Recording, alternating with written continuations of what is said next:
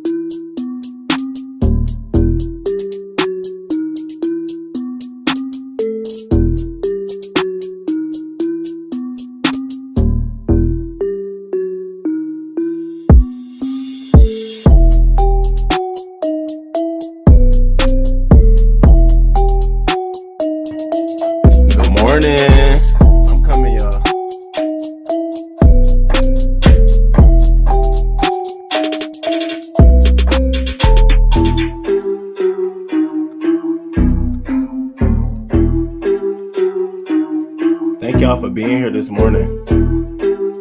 It's good to see y'all.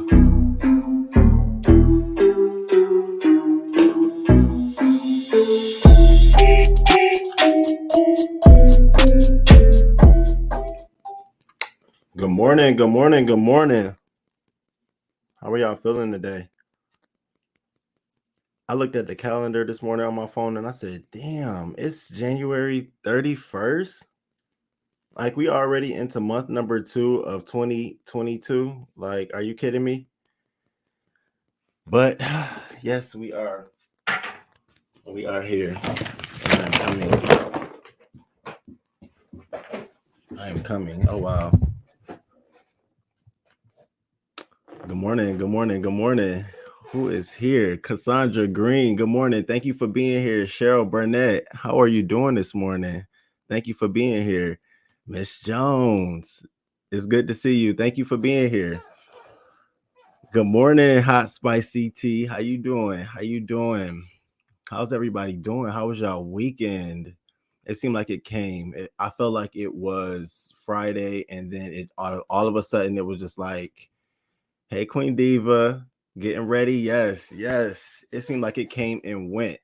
So what did I do this weekend? The only really thing I did this weekend was I went to a Spades game on Saturday night, which is why I sort of missed Janet Jackson's documentary part 3 and 4 on Saturday night. And then I was trying to find it all day Sunday. And then finally something said, download the app. Maybe you don't have to pay for it. And I downloaded the app and I was able to watch everything all the way through. And so we'll talk about that a little bit later. But I went to a Spades game, and I play Spades really, really good. Like, I'm a good ass Spades player. I play Spades really good. But the thing about me is I don't talk shit. I don't talk shit. I don't have, when you can play, you don't talk shit. So I don't talk shit. So unfortunately, I didn't go with my boo. My boo is part of the DOD. So right now he's in Colorado. So I really went dolo. And so I went with my friends. I went there and I got partnered up with this loud mouth ass buffoon. Kept talking shit. And then eventually he started talking shit to me.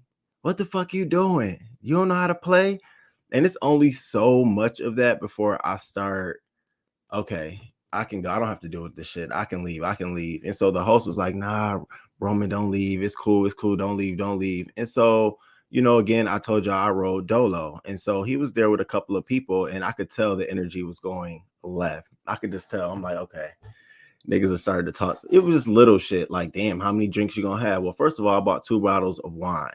So if I want to have 2 glasses of wine, I'm entitled to, because I bought my own drink.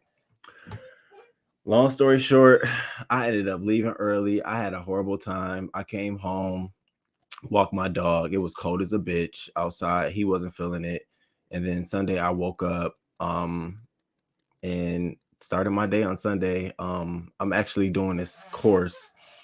So I was working on part of my course yesterday, and I was trying to peep in some of the lives that was going on yesterday. I'll just tell y'all, the beef sector is busy. It is evolving and it is busy.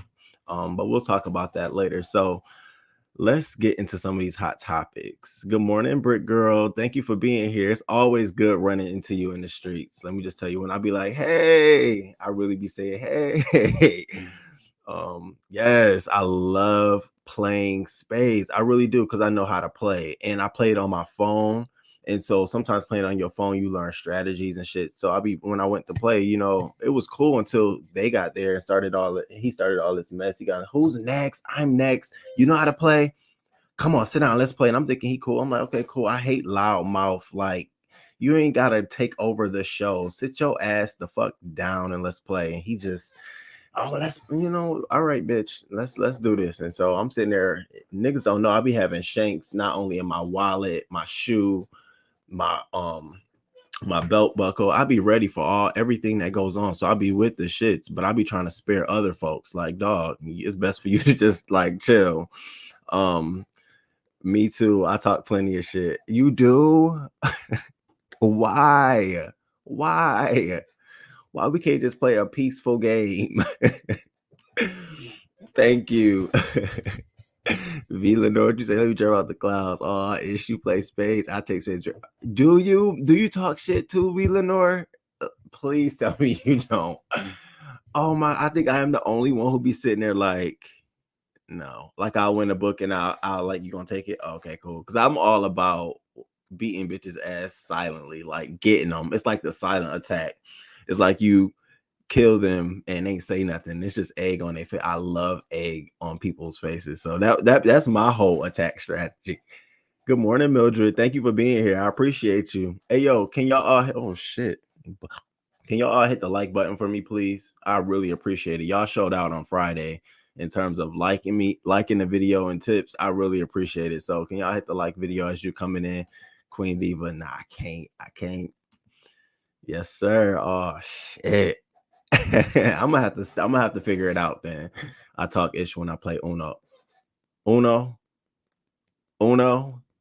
I think I forgot how to play Uno. Where was I at the last time they was playing? Oh, my cousin with the boys. And I was like, girl, I don't know. It was like, because they got new iterations now. It's a +4, a +3, double reverse, skip 3 times. Like, no, I just want the normal shit. Skip once, Okay, draw 4 one time. Don't have me guessing. Miss Jones, right? Joyce Goodwin, good morning. Oh, thank you. Thank you. I appreciate it. Thank you. Good morning to you too. I hope you all waking up on the good side of the bed. And I hope we're all choosing positivity today and we're not choosing violence. Because this weekend, I feel like everyone chose violence. Everybody woke up and said, you know what, fuck this shit. I'm choosing. And I'm just hoping everybody is choosing some positivity on this Monday morning. Not oh no. All right, let's get into it. We 10 minutes into the show. All right. So a lot of stuff went on. Maybe a lot, maybe not a lot, but a lot of stuff went on. So first I want to talk about Nick Cannon. Okay. Nick Cannon is, I don't know if you all knew, because I damn sure didn't know. He was even having another baby, even thinking about another baby after his most recent baby suffered the brain hemorrhage. But according to Page Six, Nick Cannon hosted his gender reveal party with pregnant Bree Tisa. Now Bree Tisa, she was the ex to Johnny Manziel. Don't know who the hell that is. But she was photographed in this picture with him while he was holding her baby bump on a private baby shower. Reps tried to reach out to them for a comment, but nobody responded. Now these pics come after Cannon revealed he had gone celibate following the advice of his therapist. He welcomed 4 children with 3 different women under a year, and remember he told Drink Champs that he was going to see if he could make it to 2022. So now he he he now has 8 children. It would have been 9, but he lost his 5-month-old son Zen with Alyssa Scott to brain cancer in December. So when I tell you this man is fertile, Nick Cannon is fertile. Nick, baby number 8. Hey, Fabian, Spades, we talk shit. Baby number 8. Good morning, DKL. How you doing? Thank you for being here. It's good to see you. Yes, baby number 8. Now, at this point, I just feel like he's not wearing a condom. He don't give a fuck. He's just, you know what I'm saying? At this point, he really does not care. I didn't even know he was dating someone after Alyssa Scott, after the whole thing in December. 2 months later, here we are about to enter February. You have another baby on the way. Y'all, I promise you, 3 months from now, mark my words, we're January 31st. There's going to be another baby. I mean, I want his kind of money. When you have that kind of money where you don't care, you can just fuck any kind of bitch. You don't care if they're going to take you to court or nothing for a child. Yeah, Nick is making sure his legacy will be for here forever. But yeah, I mean, they all got to want to do something. You can have 20 kids and 18 of them could just be assholes. And then you got 2, you know what I'm saying, who's holding the weight. I've seen that a lot of times in lineages. The Walton family, y'all think the whole Walmart family are worker bees? They got about 2 strong people in that Walton family, and everybody else is a bystander. They just reap the benefits as it goes. So he got to be careful about that.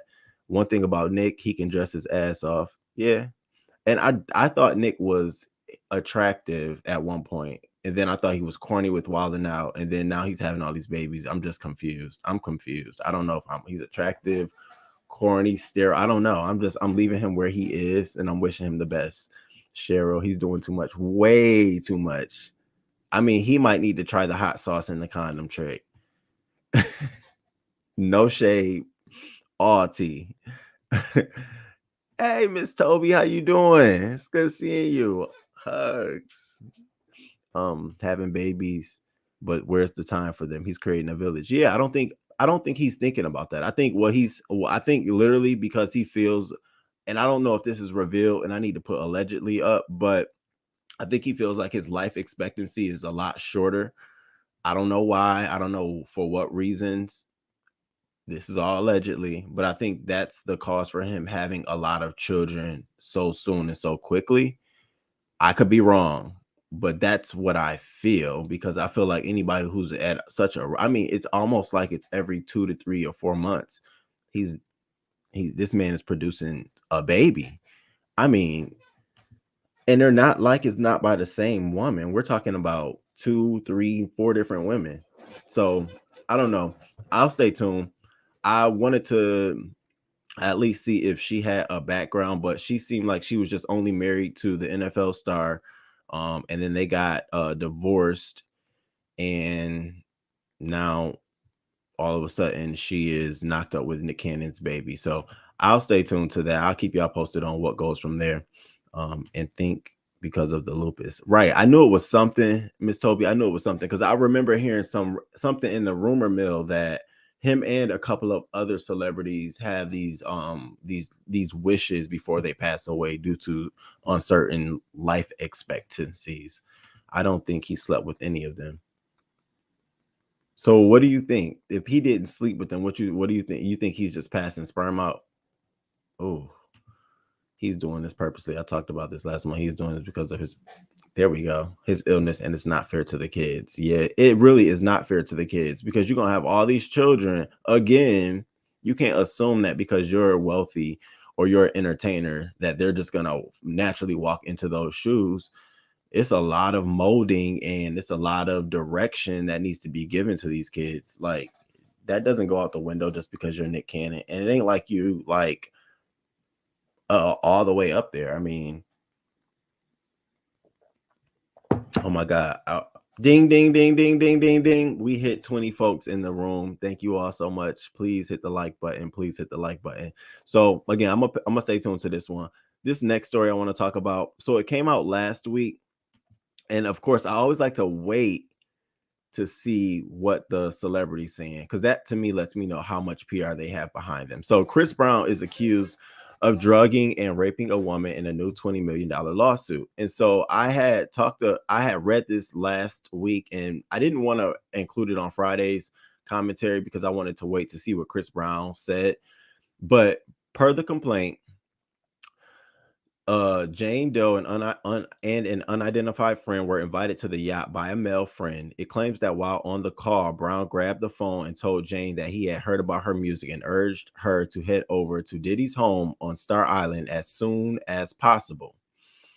She says when she got to the yacht, and according to the suit, Chris Brown offered her a mixed drink in the kitchen, then claims Chris gave her tips about starting her music career, allegedly filled her cup for a second time, and claims she became disoriented, physically unstable, and started to fall in and out of sleep.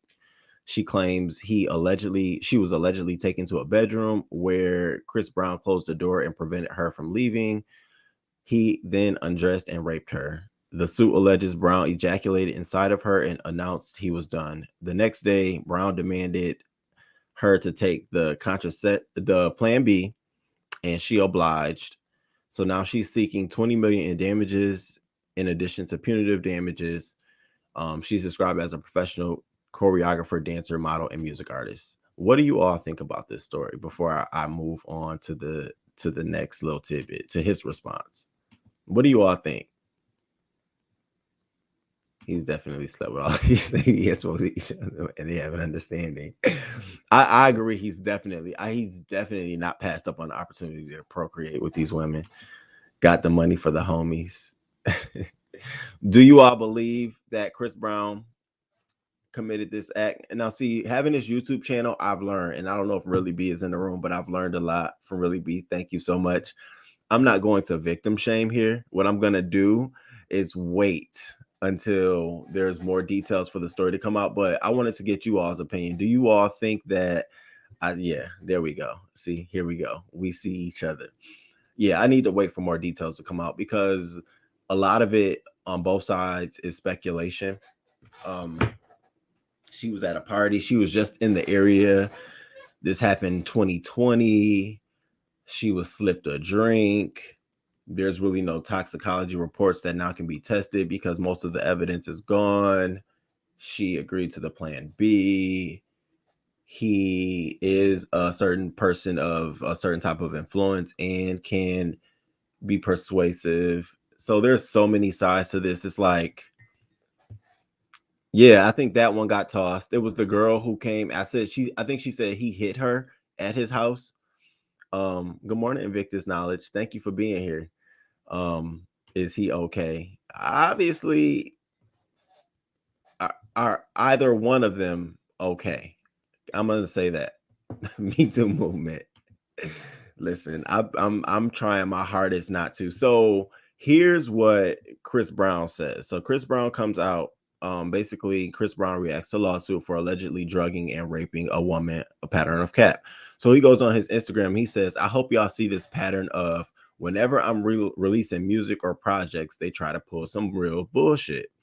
So I'm like, oh wow, I didn't even hear about Chris Brown gearing up to release any music. But I told y'all, if y'all ever watch For the Culture, I always say this. Whenever a celebrity or an artist is gearing up to release new music, new projects, they oftentimes create their own hype by doing things that they know they can easily diffuse. So, like for example, if I was going to release an album and I'm a artist, I might go out and say I hate Madonna's music.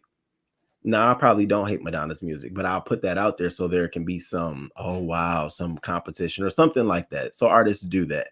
So when I saw this, I instantly was like, oh wow, this might not be true. This could be true. But when he added that extra layer over of the fact that, you know, he might have a project coming out or some shit like that coming out, it just lets me know that, yeah, I definitely need to wait for more information to come out, because you just don't know the plan B. That's the trick part. That can be proof that goes both ways.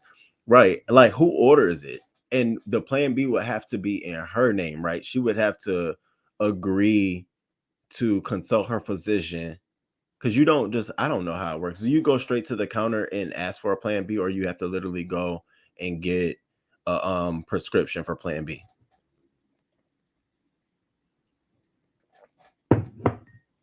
Anybody know? I'm sorry. I should have Googled beforehand. I just didn't know.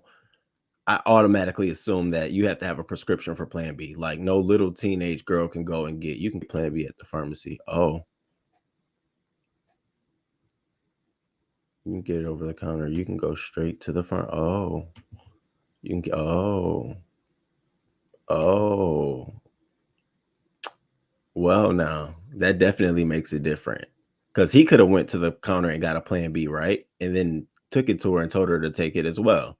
So you're right. That is tricky. You can just buy it. Anybody can buy it. Wow, I never knew that. Now I'm thinking about all other cases. Like, damn, these men were really buying plan B for some of these girls.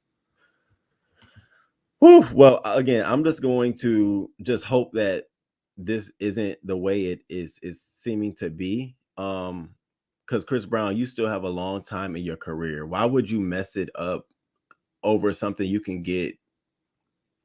you have access to? Like, I don't get it sometimes. Even men and women, they always go after things that they think is going to be bright and shiny, but like you have access to all of that. So I don't know. Don't fuck your career up over no accusation like this, Chris. No, you're too talented. All right, so let's move into this next story. And this story I feel really, really bad about. I have been staying tuned to it because I didn't know if there was really a there. I didn't know if there was some evidence or a foul play, but now I'm in tuned. So, let me get to these comments. I hope we're not telling our business. Mr. O, you crazy. Why they don't use condoms? I have my reasons why, and I'm not sure why everybody don't use certain people don't use condoms. Need more info. Yes, men do all the time. Mr. It's crazy. All right, so I don't know if you all have heard about this Lauren Fields case. You know, her family have been trying really, really hard to investigate the suspicions around her death.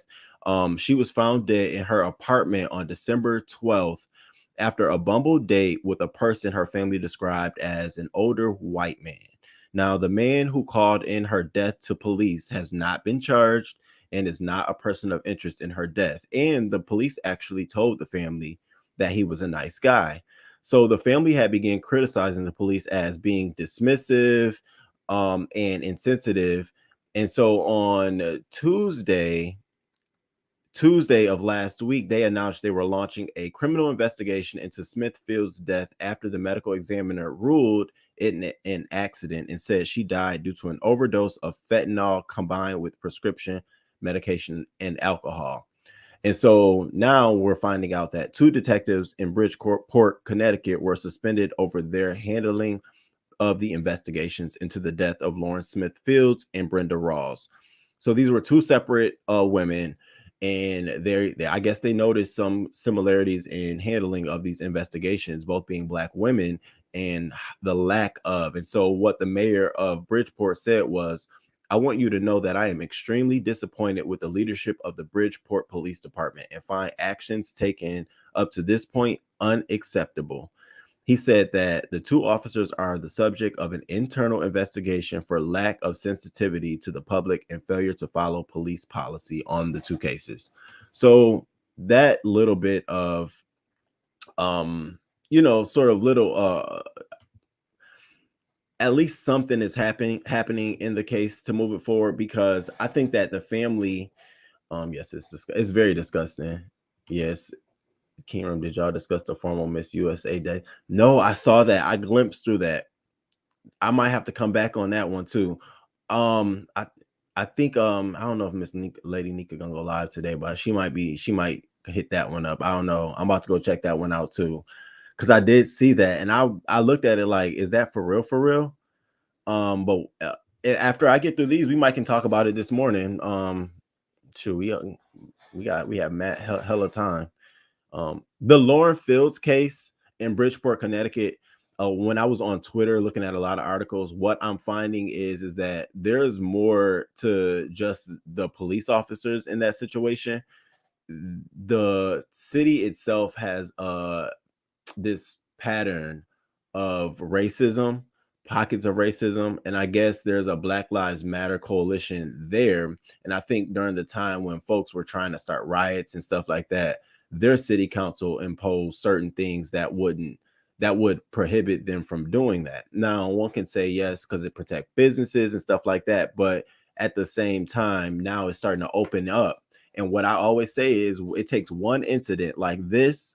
It may not even be something there, but it takes one incident like this to shine that little bit of light on racism somewhere before it implodes.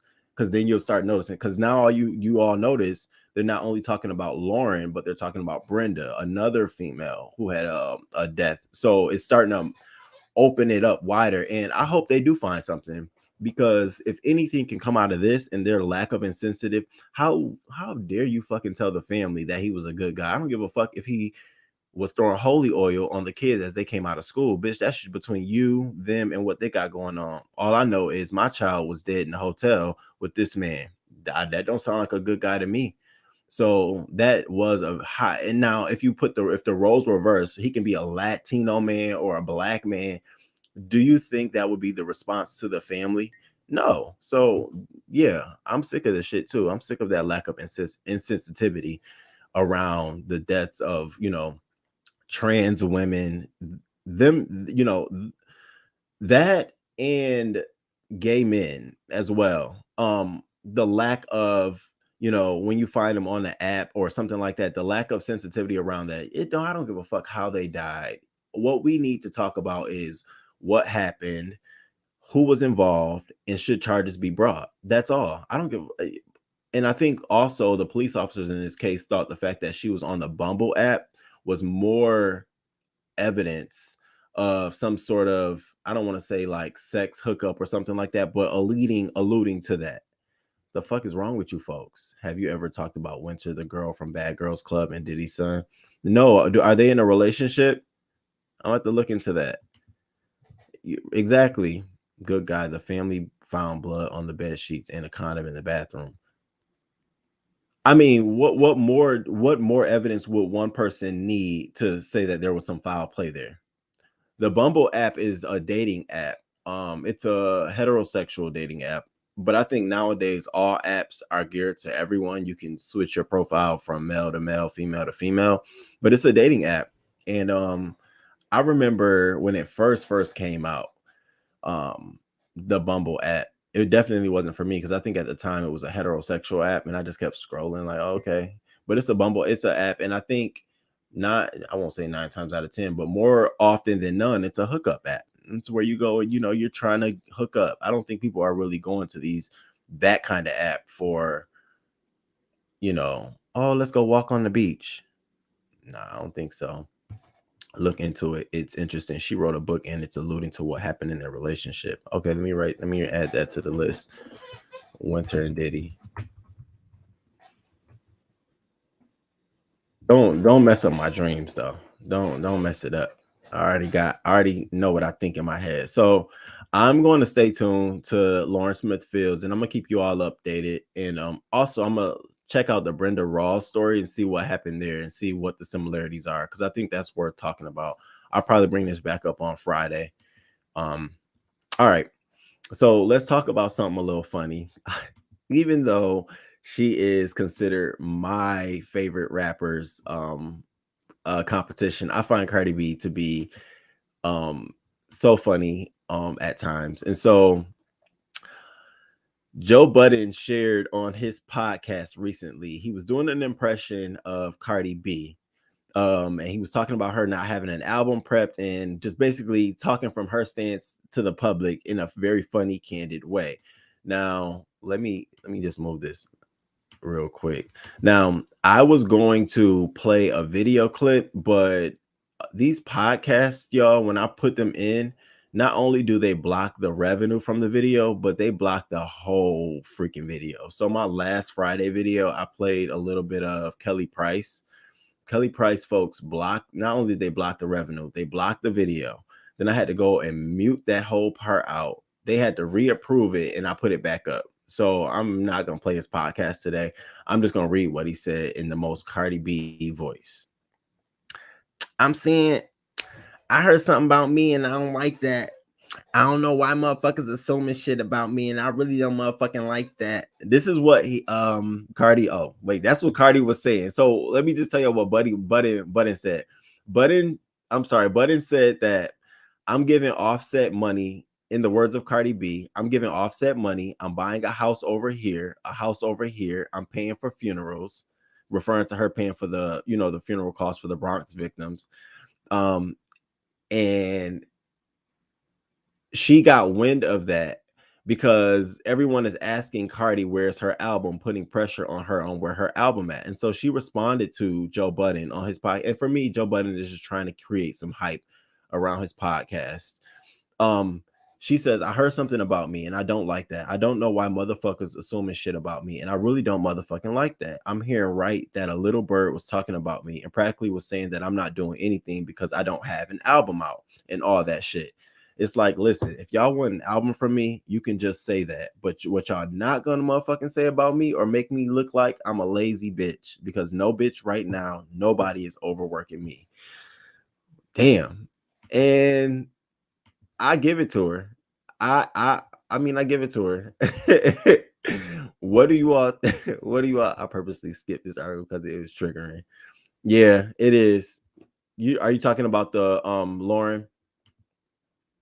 Yeah, it is. I kept wanting to find out if there was going to be more details around it, but it seemed like there was nothing else that they were going to give us in terms of like something happened. I was waiting for the police officers to say they found something, but nothing. So I'm happy the family is pushing it forward, and I'm happy the two officers, someone did, at least get suspended. So here's her response. And practically saying that I'm not doing anything because I don't have an album out and all that shit. And I said, listen, if y'all want an album for me, just say that. But y'all not gonna motherfucking make me say about me or make me look it's like I'm a lazy bitch. Because no bitch right now, nobody is overworking me. Nobody's overworking me. Right now, what I'm doing is setting for my motherfucking future. So I want to motherfucking work hard, work as hard as it comes, right? Like, I don't know what the fuck. I don't like that shit. First thing first, let me tell you something, right? I have a lot of business ventures. I know y'all been seeing the whip shots, and the whip shots are in so much high demand that we constantly freaking making. If she says Facebook or Reebok, I'm gonna be meetings mad about it. We constantly making marketing meetings about other business ventures that I got going on. You know, I got Reebok. You know, I got Facebook that I had to. Yeah. So clearly Cardi is working. Now I'd be interested to see an album from Cardi this year. I think this is the year of the legends in the music or the icons in the music. I feel like we're about to have a swarm of the greats. I think Kendrick is dropping this year. I think Who else is putting out an album? I know Nicki is putting out an album this year. She's about to drop a single. I think Cardi is going to drop something this year. I think Rihanna's going to drop something this year. I feel like everyone who, because you can only go so far in this pandemic and be missed. So I think we are about to have a lot of huge albums this year. I think Cardi will do maybe one more album and retire. I think she's tired with the public. Really? Cardi B? I think she's in like a deal where she has to do like 5 albums. She only did 1 album. So I think she owes the label like 3 or 4 more albums. I don't think she can be like Rihanna. Leave my Libra sister alone. Oh, yeah, we all in tune. Cheryl Burnett. Yeah, so I'm gonna stay tuned. Cardi is funny. So now, I don't know if y'all been familiar with Malia Obama. Malia Obama, she is the president's daughter. And so every time we see her in public, we always see her with her white friends and her white boyfriends and stuff like that. And so recently there's been this picture of her with a new suitor, and he's a black guy. And so everyone on Twitter and everyone, on social media is like, yay, they're celebrating and rejoicing, and they're happy that she is dating and I think they're cute. If it's like, this is allegedly, if it's if she's really dating him. But I think he's cute for her. So a little bit of history on this man. He is a Harvard graduate. Okay. Did you hear? He is a British student at Harvard along with Malia and hails from an affluent family. His father is Charles Farquharson, who is the CEO of Insight Investment Management Limited, a company based in London, and his mother, Catherine, is an accountant who works in Upper Tribunal, London. They own a 2.2 million 6-bedroom home in Woodbridge, Suffolk. So, I mean, I ain't gonna say she stepped far, far away, but I definitely, I would say yeah for her. Y'all better watch out for newcomer Money Long. I'm gonna put these names up. Good morning, Southern Belle. How you doing? I hope you're having a good morning. Yes. Okay, I'm here for it. That body language. Cause she's home. She home. That's what it is. She's home. Now look, yeah, he British. See, that's what I said. I said, at least she got close enough. Like, I see this for her though. Like, that is cute to me for her. I'm sure her dad is proud. I'm sure her mom is happy. And I think it took a certain kind, because she can't date just any kind of guy. I mean, as much as we want her to date somebody that we think would be right for her, it's just not possible. He would have to be someone who knows nothing about her life. You know what I mean? And then they would have to be vetted. So I think this is a safe vet for her. He already comes from a great background. And money is not a thing. I mean, it is a thing to him, but it isn't like it would be if she dated me, because I definitely would be like, you want to go where? Right now? This month? I approve. Yes, I approve. Okay, now. Okay. I know her mom was happy he is educated. I was very happy about that too. Very happy. Yeah, not Pookie. My thing is that I think that whether it's going to be a white man or a black man, I think Malia will choose someone that she genuinely likes. I don't think she looks at race. So, and I think that's a great quality for her, because even through the presidency and whatever, she was going through, she was around who she wanted to be around. And, so I commend her on that, because this might not even work out. So we don't know what she's used to. So I commend her on that. On the fact that she is testing it out. It doesn't appear that she's just one-sided. And I think that's what it really was. It was that it seemed like she just geared one way, but she don't. Please don't do the Bobby Brown baby girl. What's the Bobby Brown? She better not date Pookie. She can't date a Pookie. She would have to date a man like this. He's gorgeous. Yeah. Dad explore other races and settle with a black woman. She may do the same. Well, her dad is biracial. Right. Handsome. Yeah, I agree. He is definitely handsome for her. And he looks like he has a little edge. And we all know that she indulges in, allegedly indulges. And so he looks like he can help her with that. I assumed he was a rapper based on his clothing. You know what, Bubbles? You remind me of when I go into the Chinese store to like go get some do-rags or a brush or something, and the man says hi to me before I even open the door to go on the inside. I can hear him. Hi, like I see you, just because I got on a hoodie and a hat. So why you profiling though? You can imagine. A British accent and a real Barbados accent or a heavy Latin accent any day of the week. In my ear, the left one, fuck some shit up quickly and instantly. Bubbles is a mess. So yeah, I'm happy for her on that. So I want to get into this story because I just think it's getting out of control. So before it gets out of control, I think we should just at least be somewhere where we know what's going on. So Britney Spears done call her sister a lion, her sister a scumbag. Now I don't know if you all know what's been going on between Britney Spears and her little sister Jamie Lynn, but Jamie Lynn is gearing up to release a book, and the book has been dubbed the conversation she never had. And basically she's going to spill all and give her side of everything that has happened since her sister has, I guess, released from her conservatorship. It says that Britney and Jamie Lynn publicly feuded throughout the beginning of January as the later Spears hawked Things I Should Have Said. That's the name of the book. So Britney Spears sent Jamie Lynn a cease and desist letter to bar her from using her name in any promotional appearances for the book. And so Britney Spears took to her Instagram and went the fuck off. And she was like, national bestseller, huh? The timing of your book was unbelievable, Jamie Lynn, especially knowing the whole world had no clue what was really done to me. And before I go on, I do feel like this is an opportunity for her sister to exploit her her older sister. Absolutely. I do agree. Britney pointed out that the book was released only 2 months after she was freed from a controversial conservatorship that had controlled her personal, medical, and financial affairs for nearly 14 years.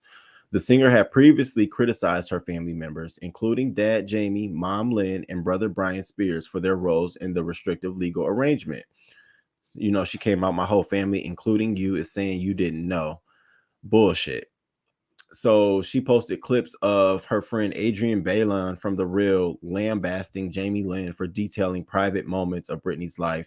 Jamie and Adrienne Bailon, just mind your business. That's why I always say, get out of family shit. I would never get involved in this. I don't care who friend I am and shit like this.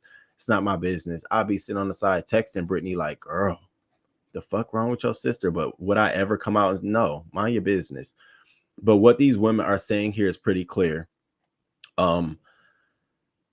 I'm just kind of shocked that more people like these real soul sisters aren't telling it like it is. Congrats. And that's what she was saying to Adrienne for coming to her side. And so finally she says, the nerve of you to sell a book now and talk shit, but you're fucking lying, just like you lied about Alexa and Nicholas. I wish you would take a lie detector test so to all these masses of people see you're lying through your teeth about me. Lord will come down and show this whole world that Jamie Lynn is lying and making money off of me. You are scum. Now, let's be honest. There's two sides to this because I don't believe either side is innocent. I believe Britney Spears has some shit that we want to hear about during her conservatorship. You got to understand, she went away and she was very private, and there's a lot of things we don't know about what happened behind the conservatorship. So it's a very much so hot, juicy topic.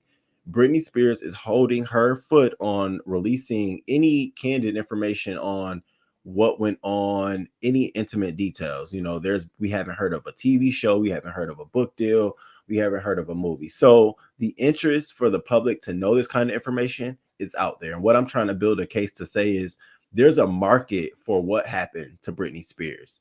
Now steps Jamie Lynn. So if you and your sister are battling internally and you wanted to put up a united front, but it just didn't go well, what do you think your sister is going to do? Who's next in kin to you, who's familiar with you? Like, I see both sides and I see the business aspect of it. Unfortunately, there were no non-disclosure agreements preventing the family from doing stuff like this. Like, you couldn't have someone in the Carters come out and do something like this. You couldn't have someone in, you know what I'm saying, the Jackson family come out and do something like this, unless it's far out from a non-disclosure agreement outside of 10 years or the limitations on that agreement. So I'm not too apt to, at this point, your fans helped Britney Spears. I really say the fans helped her be free from her conservatorship. She owes her fans, including me, some details about what happened, like what all went on. And I know it comes at your own time because everyone grieves differently. It was definitely rough. However, you know that you're an icon. You know that there's interest in this information. You can be mad at your sister for being the one to leak this shit, but you need to get in front of this and you need to put everything that you think, because the book ain't gonna stop. I'm telling you, the book is not going to stop, and it's only going to add fuel to the fire. You got to get ahead of your shit. That was my thought on when I saw it. I said, two sisters fighting. Somebody got some information. One person doesn't want to share it. Like, what were you doing? Sleeping with lions, beating up on your maid. Like, what were you doing? I want to know. Sorry. So let's see what y'all are saying. I don't do accents well. Ooh, good morning, Rome. Hey, Robin, how you doing? Her boyfriend is from London. Brazilian accents do it for me. Ooh. Brazilian and a heavy Jamaican accent had me looking like, what you say? Hey, Timothy, how you doing? Good morning. No rappers from Malaya. Thank you. No rappers. Is she off her meds? Poor Britney. She's going, but this is what I'm saying, V. So let me tell you, when she took that picture of herself and she put it on in social media, basically saying like, I'm showing my natural body. All I could think of was a judge bringing her ass back to court and putting these pictures up of her 2 months after being free, saying, so now what do we have here? And I know everyone, because even when I was having this conversation on YouTube and then I took it off YouTube, people are like, she's a woman, she can do what she wants to. You gotta understand, she's been locked up for years, so now she just wants to share herself. And I'm like, yeah, but look what happened when she did that before. They snatched her ass up off the streets. She wanted to go bald headed, snatched her up. So I just think she needs to start treading lightly, because unfortunately she has a lot of people on her fucking back. Britney can't come out here and do what, you can't. You are still being monitored by the court of law. You still, I'm sure, have sanctions on you. I'm sure you still have things that you must oblige to and agree to. So that was a little bit much for me. I'd agree. I'd have definitely put her to the side. Like, what you got going on? It was to exploit her. Of course, the book is to exploit her. But here's my thing: if the sister don't do it, someone else is going to do it. A maid, her mother, her father, an attorney, a manager, a publicist. I'm telling you, the fact that what let me know that this was open information. If your sister doesn't have I'm the type of artist or celebrity that on Britney Spears level, every motherfucker will have a non-disclosure agreement. Now, there'll be certain things in there, certain layers to each person, might be certain levels. Like, nah, I'm relaxed on that. Like, you can go and do that. But bitches will be tight-lipped, or I'm suing you for your children and your eggs. I'm suing you for your sperm and your eggs. Like, your legacy will be mine now. I will wrap you up in so much fucking litigation. And to know that Britney Spears going through all of that stuff, to have so much loose, I don't give a damn if you was babysitting my kids, bitch, you finna be wrapped up in litigation. Lets me know that this is just Jamie Lynn. You see why in her statement she said my whole fucking family is full of bullshit, because this is just one person. We got more people to come down the hill. So I think they threw Jamie Lynn out there first to say, okay, let's show the world how crazy she is, and let's try to get her back in. Or Britney Spears, you come out here and release your own shit, and you can do it very creatively. You can do it very much so in a delicate manner. You can do a movie style, you can do a documentary, you can go with Netflix, and maybe you are in talks of it. You just need time. But I'm just letting you know, honey, there's a market for it. I would love to know, like, were you sleeping tied up? How often did you get to see your kids? were you controlled by your dad? Did he control like down to the T of when you can go to the bathroom? Like these are things people want to know. So you can't be mad about that. You're like Michael. It's like Michael Jackson. Hell fucking yeah, I want to know. Dang, about time she fights back against her leech family. Jamie is wrong. Yeah, she wrong. She wrong. Of course she's wrong. Now, any sane person would never want to do something like that to their sister. 2 months after she's free from her conservatorship, this is shit you should have done during the conservatorship in a way that would have helped her come out of it. Now you're doing it afterwards. It's like, yeah, it's fucked up. Off topic. Is that a dream board behind you? You see it? Yeah, it is. Oh wow. I got 2022 on the top. I got months. I got days, and I check off, and I do all kind of shit up there. I put down what I want to do this week, and then I cross them off as I'm doing them. And then I got times during the day of what things I want to have accomplished by those certain time frames. I have to, especially working from home. I don't know if you all moved to working from home, but working from home, you can lose sight of time and goals quickly. So I come into my little office, I look on that board like, okay, I need to have this done. So it's that's my board. I keep everything on that little thing. Yeah, that's my brain on the wall. I call this my brain room too. It's so funny. Britney problems happen when she cheated on Justin Timberlake. You think so? First of all, let's talk about that. I don't ever think Britney and Justin Timberlake were duels. Britney is she is the upper echelon of the trailer park. I'm going to say that. That's the nicest way I've heard someone say it. And so I'm going to say that she's from the upper echelons of the trailer park. Justin Timberlake is more polished to me. So when they came together, it was all about publicity and promoting both of their careers. But Kevin Federline, oh, that was her speed. That was her speed. Now that to me was way more up her alley. Way more up her alley. It was almost like just putting water and mud together and just building a house. It was just like, oh, okay. But I think something mentally went on there on both sides, and I'll just leave it at that because I don't want to go saying she went crazy, but I think the money is low for Jamie. Very much so. What do you, I mean, honestly, if I go to a Target and I see Jamie Lynn's physical hard copy book there, it better not be no more than $9.99. Now, I know she don't think she's finna get a $49.99 out of me for her book. Girl, I don't give a fuck about your opinion. I will wait until the Cliff Notes come. Now, Jamie, you were better off signing a deal and doing a sit down on Prime TV than trying to release a book, a standalone. Like, come on now. Decal, my name on it. Was you crazy?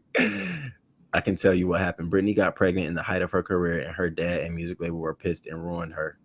That sounds plausible. Now, we need that documentary. That's the only other thing about the Janet Jackson documentary. We didn't need 4 parts. That was not 4-part worthy. We didn't need 4 parts, but we'll get into that. That's coming. Hey, you all, just real quick, it's 57 folks here. Can you all tip me with a like? Please just hit the like. Let me know I'm doing good. I appreciate it so much. I thank you all for being here, and we just having some fresh conversation this morning. I agree. He don't read the chat like me. I'm catching up. She shared a lot of details during her hearing. Have you heard her testimony? It was sad. Yes, and that's the thing. Like those things, it's far more things to it though. There's other details and perspectives of her story that I think a lot of people want to hear about in terms of like how much control did your father have over your day-to-day life? Like, because I'm almost under the impression you had to go and call him to go piss. I need someone to tell me that you can go to the bathroom freely. And I know the chat can easily say, yes, Roman, she can go pee freely, but could she? Were you able to, I know she recently said she was driving a car for the first time, but is that for real? You couldn't drive around? Like all of that shit to me is just like mind blowing. And they're intimate details of someone I grew up with. I remember her in the 2000s and the 90s. Hit me, baby, one more time. That was, I grew up with the Britney Spears whole thing. And oops, I did it again. Hey, that was my shit. So I'm curious in all little details of her life. I thought she was this strong woman. Then when stuff started unraveling, it just became like, well, damn. And let me say this. I also believe that's why Beyonce is so shielded, because of situations like this. Because of situations like this. So, yeah. Let me not go on my little thing hype. Yes, right? That's how you talking about the board? Absolutely. I'm telling you, it's a Libra thing. Britney exchanged one prison for another. She did. You right. You right. She went bald because her hair is all she was able to control at the time. That says a lot. It says a lot. Hey, Shantae, how you doing? Good morning. Britney ain't here. State of mind will never be free of leeches. Can you imagine if Solange? Can you imagine? Tina would be. Beyonce wouldn't have to do nothing. Tina would be all. Tina knows would be all over that. But you got trifling Lynn Spears. That's her name, right? The mother name, Lynn. I can't keep up with the family. But Lynn Spears over here. I tried. I didn't know. They kept me out of everything. You got to be fucking shitting me, not my multimillionaire child. And I'm kept out of it. I'm all over every fucking thing. I'm hiring my own private investigators. You calling me, Dad, you know I'm going out of town. Mm-hmm. I know you gonna be on flight 942. All right. I'll check in with you a little later. I'm gonna be all over it. I don't understand it. And it almost leads you to believe that there was some level of jealousy in the family of Britney Spears. And that's the crazy thing, which remind me of Janet. Dang, you talking eggs. Yeah, I'm taking eggs. I'm taking it all. I want you to walk around the world feeling indebted. And the only way to do that is to take your future. That's why people sue you for your future debt, or they'll sue you for like 25 million. So you'll forever owe them. That's what it's called. That's why I said Tasha. I think Tasha K will just forever be indebted. But that's why you go sue a bitch for 20 million. You know they only got $200 in the bank. Well, bitch, every time, don't let me go get a judgment where I can start garnishing them wages. You rather have family leech off of her or strangers. I'd rather have her family leech off of her, but I'd rather her leech off of herself. Like, put your own shit out here. There will never be a moment where somebody else can leech off a story. I don't care if you caught me with 4 women in the room doing stuff. It's going to be out here. I mean, at this point of her career, what else could there be told about Britney Spears that we would go crazy about? Everyone has a story. Surely do. Ooh. Yeah.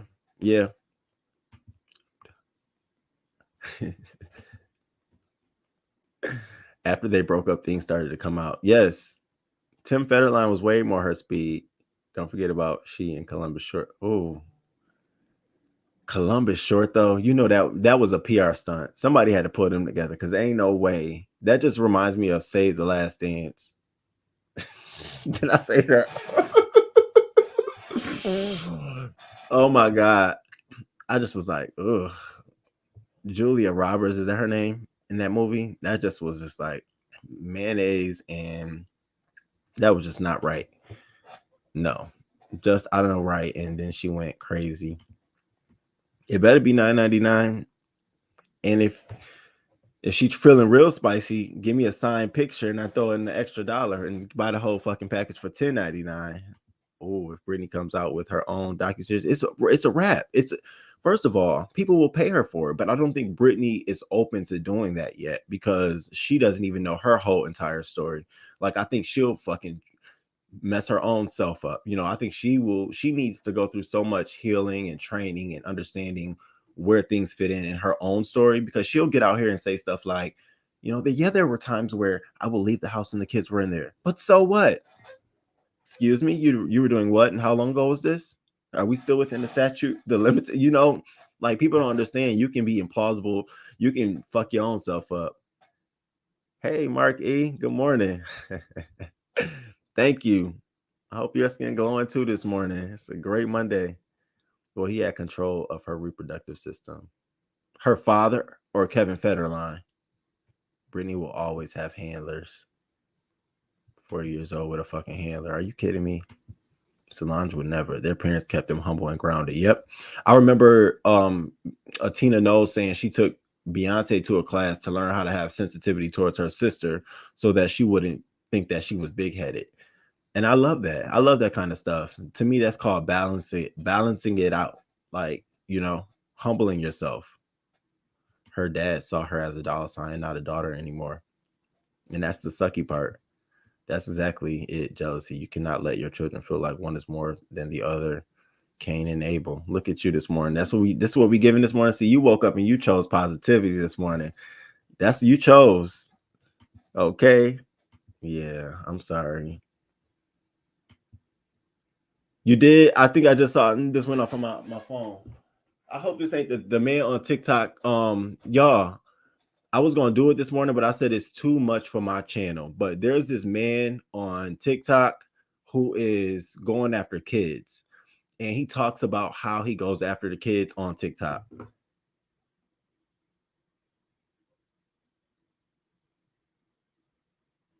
Oh wow, the Miss USA. Yeah, we're gonna get to that.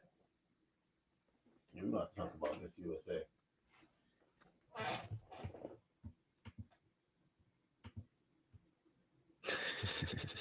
You better speak it. There was no there. You heard me. I didn't believe that. Julia broke it down with auditorium fold up chair. I can't stand Julia. So one of my friends, every time he wants to dance, he does her dance where she just in the air like this. I'm saying, oh my God, where did you learn this dance from? And he says Julia Styles from that show. I'm like, I can't. Columbus Short had another sad situation. His career was on fire. Yeah, it was. Drugs. Cocaine, wasn't it? Snorting the powder.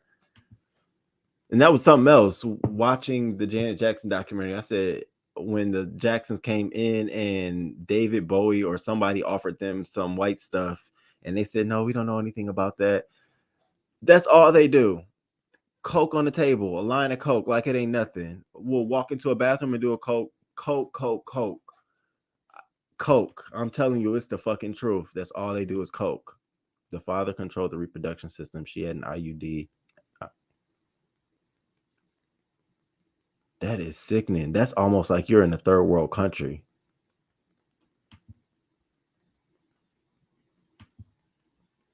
What? What do you mean go after kids? Oh, I'm scared to play it on my channel. But he has a whole video of him talking about it. I'm going to play a little bit of the video, y'all. And then I'm going to stop it, okay? But y'all need to make sure y'all be careful with these kids on TikTok. Whew. Do I even want to do this? Is the question. All right. I might talk about it in another video. Or I might put the link on my community wall. Yeah, I'm going to put the link on my community wall for y'all to go and check it out. But basically, it's this older guy.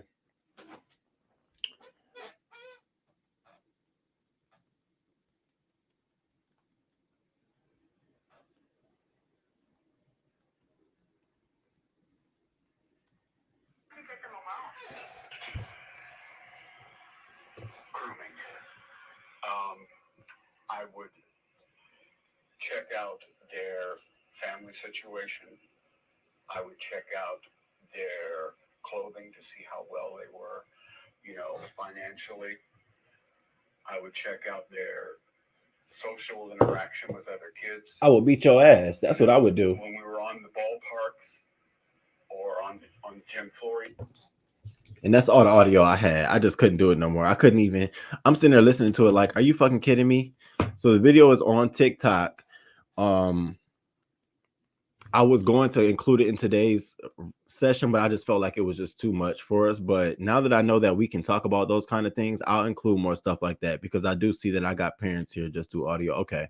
Hey, Carrie Ray, good morning. I'm glad to see you. It's good to see you this morning. I hope the police were contacted. You're right. I hope the police were contacted not only on him, but the lady doing the interview who thought it was okay to release that shit on TikTok. That's why I want her. Because that's mental health to me. There's nothing entertaining in that. There's nothing informative for any child to be on that kind of app. If you're gonna put some shit out like that, bitch, send that shit to citizens. Send that shit over to the police. What the hell do people? Why am I waking up this morning and I see that?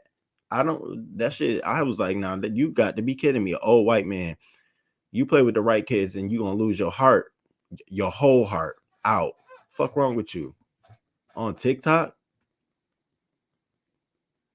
Yeah, TikTok is becoming a place where I didn't even know they do porn on TikTok. I didn't even know it was a freaky thing like that over TikTok. I'm thinking it's straight you copying music and dancing and stuff like that. No, y'all, they literally have the TikTok porn version where people are doing sex stuff. They have kids stuff. They have dancing. They have it's all different genres. It's not how it was when it originally was designed as just a platform for you to share quick video reels and then mash it up with music. It's far beyond that. It's far beyond that. And so it's very scary. You have to monitor it. Yes. Thank you. Stop. See, we go from this warning, warning. Some of you may be triggered. This is why. This is why. Oh my God. Yes, y'all. I'm sorry. I'm going to post it to my community wall for all the parents, just so you all can stay in tune to what's going on. I just learned what Citizen was. Citizen is a really great app. However, it does have its flaws. So you have to approach that app with like a 75% cautious. Like, okay, I understand it about 75%, but what's the 25% I don't know? Because a lot of times they're using that to determine crime based on your positioning. So you think you're walking around with the app protecting you. What they're doing is they're monitoring where you are, and based on the sirens where you are, and it's sending them information. I don't want to be involved in no damn police searches or any information you're relaying back to the police. So I keep it on sometimes, and then I delete it from my phone. Yes, I saw that. And now there's a petition out there. Might as well just go. So now there's a petition out there. These two boys, I don't know the exact names, but I know just some details of the story because I've been paying attention to it. But these two boys, I think they're of Hispanic nature. Stepsister, I think she was like 8 years old, was being abused by the father. And so one guy, I think they like hit him behind the head, knocked him out unconscious, and then chased him out the house. And then one guy was in the car driving forward as a getaway, and the other guy stayed behind, just beating him as he was trying to escape. And I guess the police found him. He was unconscious. And so the two boys were arrested. Now there's a petition out to release them because they feel like they were heroes in rescuing the sister. And I totally again, I love for all the facts to come out of this case, but a lot of me believes that what the brothers did would be any reaction from siblings when they feel like their sister is in some sort of drama, especially sexual abuse. Your father, I see you trying to trigger Tobias this morning. You see that, right? I love that herringbone. I'm looking all over you in the room. Oh my God. You don't know, I'll be trying to hide shit. One day I was doing this. I had a whole bottle of Hennessy sitting right there, even though it ain't nothing, but still, you never know. Again, I told you, I have some professional people who watch it, be watching me. So, all right, let me get into this next one. All right, so where was we at? We talked about Jamie Lynn. So I'm gonna stay tuned. I really feel like, again, like I said, Britney, get out here with your shit. Don't let nobody else control it. You can do reenactments on Saturday Night Live and make a very funny skit out of it. Nobody likes your dad any fucking way. So play it to him. Make it seem like it's his fault. No one really likes your sister now, so blame it on her ass. Who you think we're going to believe, her or you? You need to get ahead of this before she becomes more believable than you. All right, let's move to the next one. Next one. Oh, yeah. So, y'all, I brought this to you all's attention because I am a vaccinated individual with the booster shot, but I do know that I have a lot of subscribers, as well as there's a lot of people in the world who truly don't believe that, they should get a vaccine or if it even works, whatever. And I feel like it's everyone's choice. I really do. But I did want to bring to people who are vaccinated or who are not vaccinated, who just want to get the card just to prove. There are people out here who are falsifying COVID-19 vaccination records. So the nurses, a 49-year-old Julie and a 44-year-old Marissa, were being charged with one count of forgery in the second degree. Now, they are the owner and operator of a Wild Child Pediatric Healthcare in Amityville. And They were forging COVID-19 vaccination cards and entering the false information into the New York State database used to track vaccination records, putting the health and well-being of others at risk. And so they allegedly collected from November 2021 to January 2022, they made over $1.5 million. The authorities discovered $900,000 in cash at their house, and they were charging adults $220 for a card and children $85 for a card. And this was happened in New York. So that's another, here we go with the scams. That's another thing you need to be careful of. I know that a lot of people are saying that they don't want to get the vaccine, or the booster shot or anything like that. And that's your right. But a lot of places and businesses and organizations and modes of entry, that's what I've been told working in healthcare now. A lot of places where there's modes of entry, meaning you have to enter into a place, it's not free for you to roam, are going to begin requiring a vaccine, your vaccine cards.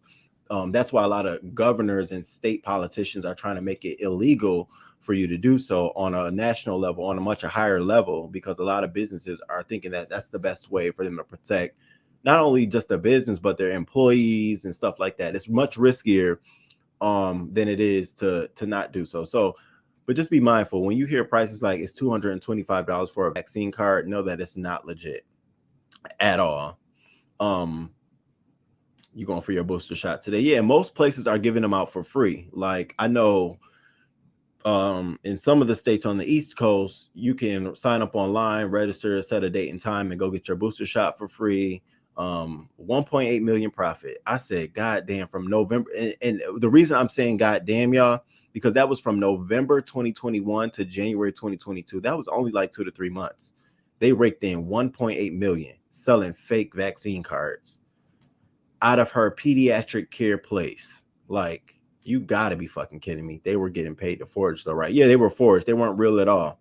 And I'm just speculating. This is allegedly, but it leads me to believe that they were dealing with a minority population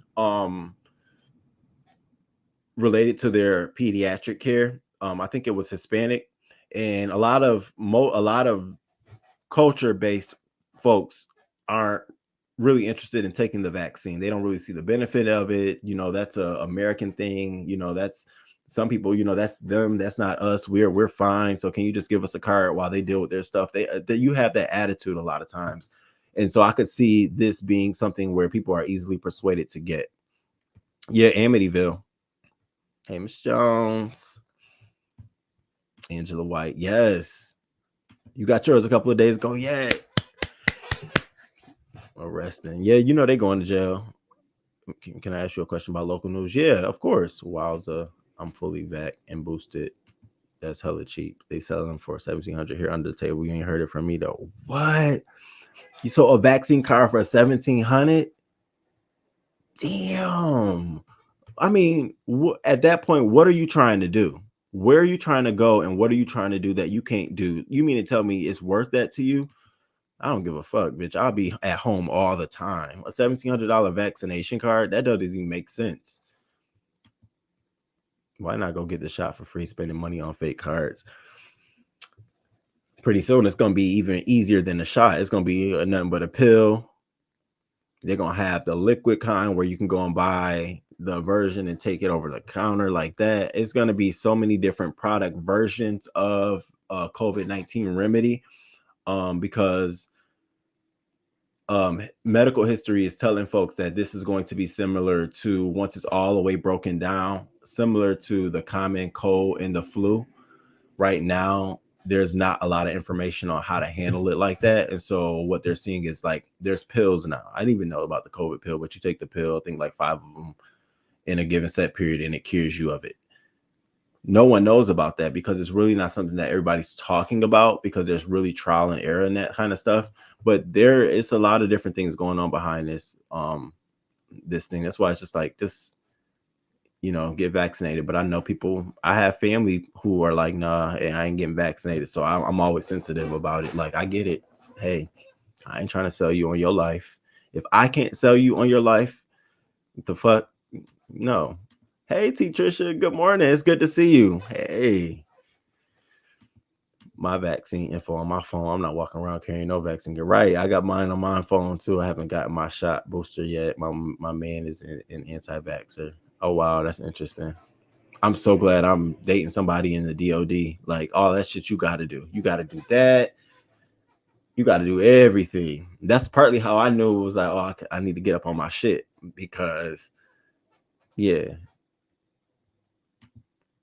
1,700. That's a lot. An American thing. People around the world get vaccines. Yes, you will be surprised at how many people are stigmatized at thinking that it's no, that's just them. No, we have a whole social work team dedicated to desensitizing folks on misinformation. And that's not the employees, that's the community. That's the people who come to the healthcare center or come to a medical care facility, and you have to say stuff like, would you like for someone to contact you with more information, additional information? We have a whole team of that. And whole team of that. What's your take on State Attorney Mosby indictment? Oh, they're after her. They're absolutely after her. And I mean, it's not even, the indictment wasn't even for anything major. It reminds me of when I first moved here, the mayor before who got indicted on the books. It reminds me of that. Like they're coming after her only because she came out and she supported the Baltimore mayor in his efforts to like decriminalize, not get rid of the police, but his efforts to cut back on some stuff. And her, the whole thing about the traffic stops and the drug busts, to me, it feels as if she is being targeted. Because there's no there behind that, that she misused funds. It will be hard to track down the people because you don't really know who took the shot. Right. And you called me, I'm pleading the fifth. That lady was lying on me. Yeah, I'd rather just have one shot a year than take all those pills. That just because there's an international database, your records are kept there. They have to. That's why we got the CDC, and the CDC intermingles with everybody else. What is it? The International Health Forum? What is it? IHF Consortium? What is that organization called? And we got so mad at them because they didn't give us information early. It's too early for me to be thinking so hard. That that is bullshit. Oh, okay. We see. Yes, completely. But he said they put the fake card people in the system. Yeah, they put them in the system too. Hey, Cash App and bullshit. It's good to see you today. Yes. Pew. Who you looking at, King?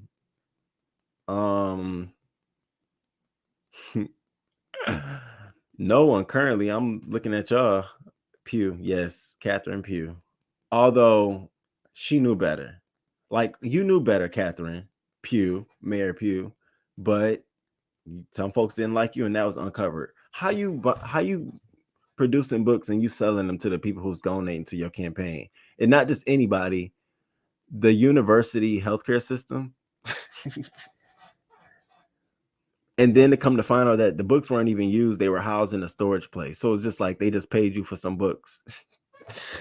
To make matters worse, the books were pamphlets. These people, I came and I was like, what is going on? Only 64% of Americans have received the vaccine. Vaccine cards are almost 2,000. It's not minorities getting vaccine cards. Not in that. Well, and so in the specific area, I'm gonna drop the link for y'all too, so you all can check this article out. In the specific area, it's more targeted towards Latinos. I think this woman's clinic, her clientele were more like Latino families and children's. Oops. Okay.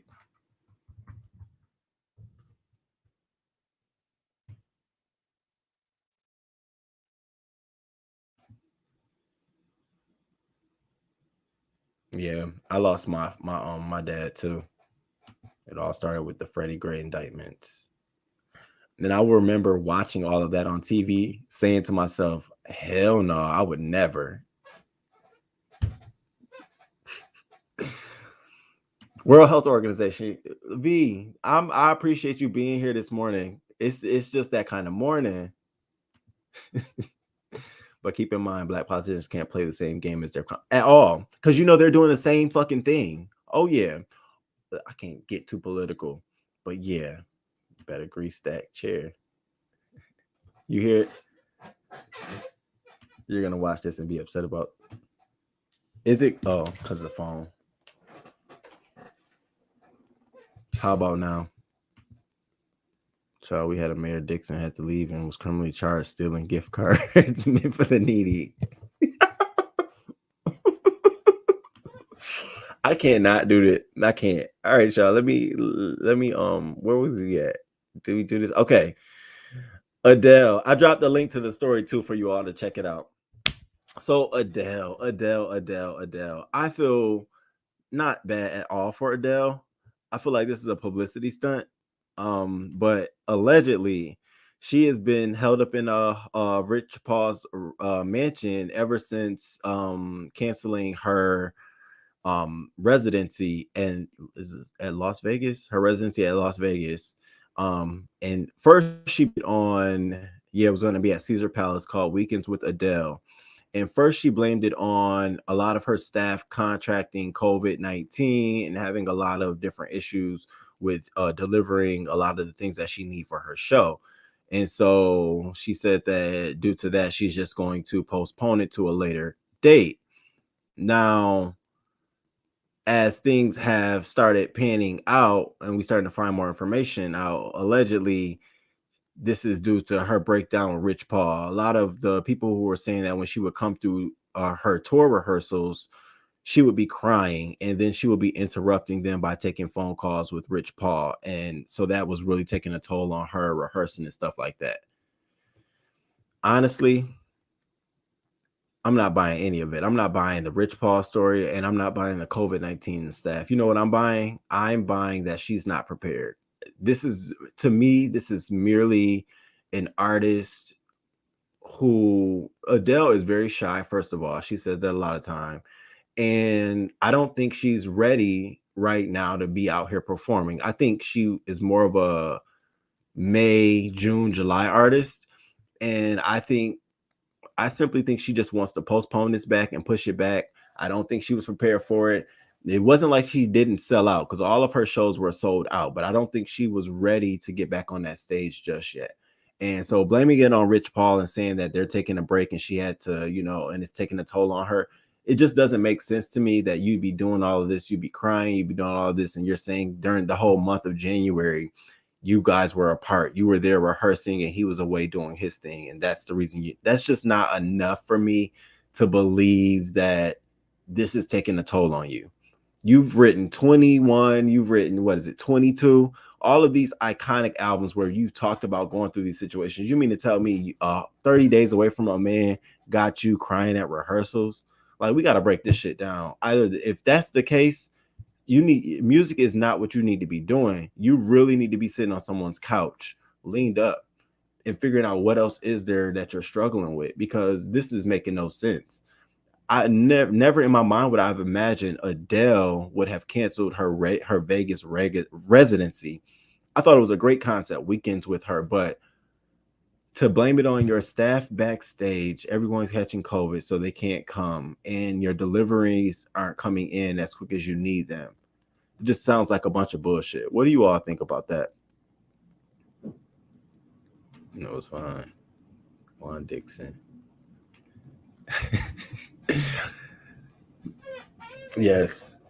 And in my public policy program, they're always the case study. You can't sneak and do anything in that chair. I know. I got another one right here too. This is the one I use. I said I'm gonna use this one up before I switch to this one that doesn't squeak, but I guess I might get some more. They were only like $20 each stool. They're like the swivel stools. Maybe I should get some more. Adele got a black man. And so, but that don't mean that she's, I just don't think this is enough for Adele to be pulling out of that kind of deal.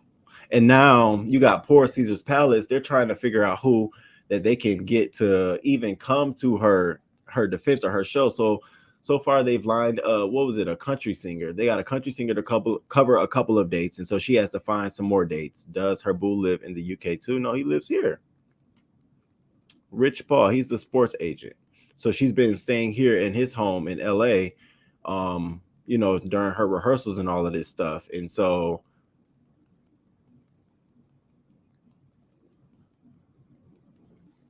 I'm just reading this other article saying that fans from the United Kingdom travel a total of 6,924 miles each for concerts that were ultimately canceled by the British star.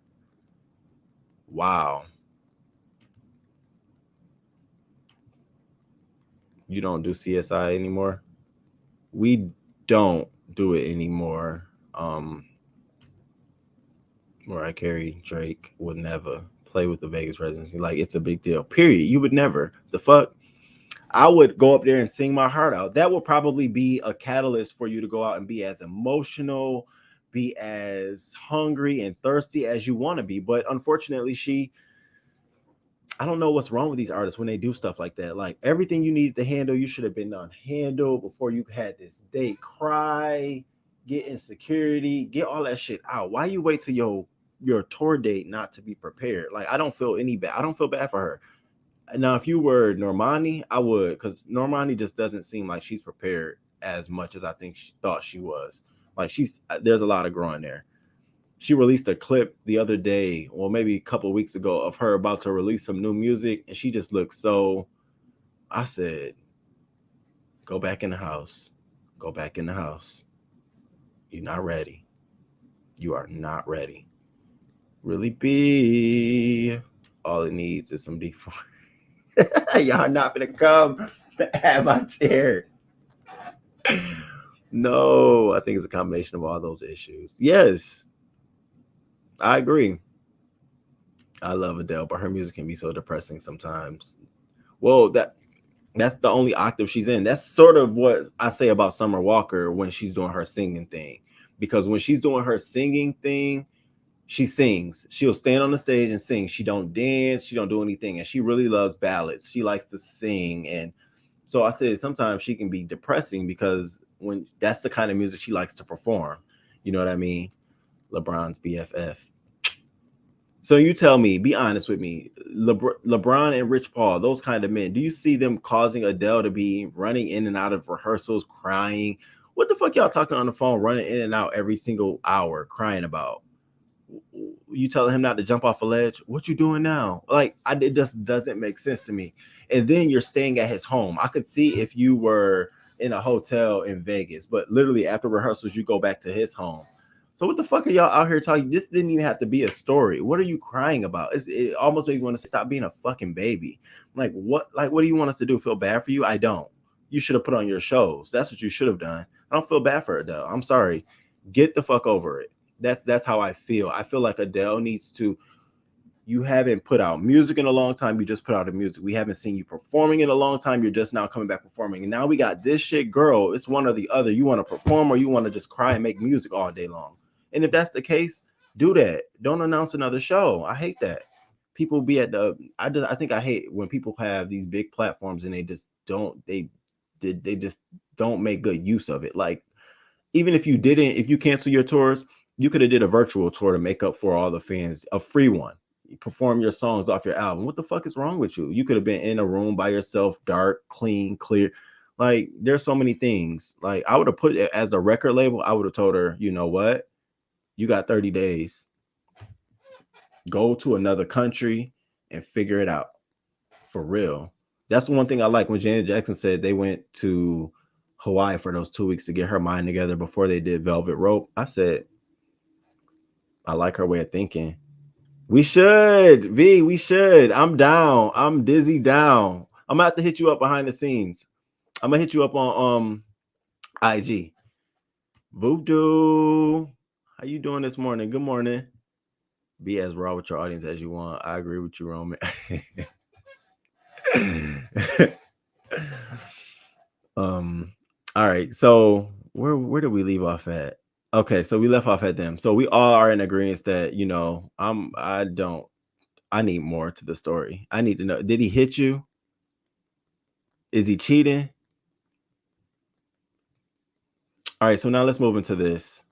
I said this was gonna happen, y'all. I said everything that's happening to Kanye West. I said that's why I be reading this stuff like, okay, and so Kanye West is being basically attacked because they're saying he's ripped for taking the same tongue photo with his new girlfriend as he did with Kim Kardashian, Amber Rose. Well, if you don't know anything about Kanye West, he's a walking PR. He literally does everything as a publicity stunt. He understands the camera. He understands what he's getting himself into. So just realizing him and Julia Fox are wearing the same clothes out in public, similar to him and Kim Kardashian, did we not fucking expect that? The man dresses his women. Yes, he dresses his women. You know what I mean? I think it's one of the craziest fucking things ever, but he's a fashion stylist and a fashion mogul, and that's what he does. So I don't draw no similarities there. But this, I was like, oh wow. So you all remember this photo, right? He recreated his iconic tongue photo with Kim Kardashian, and she posted it on her social media. And then we got this. Now I said that shit looked nasty, and it just gave me. I just wanted to just like hand it back. Like y'all didn't even have to do this. They didn't even have to do this. This is what you call clickbait. So you go from this to this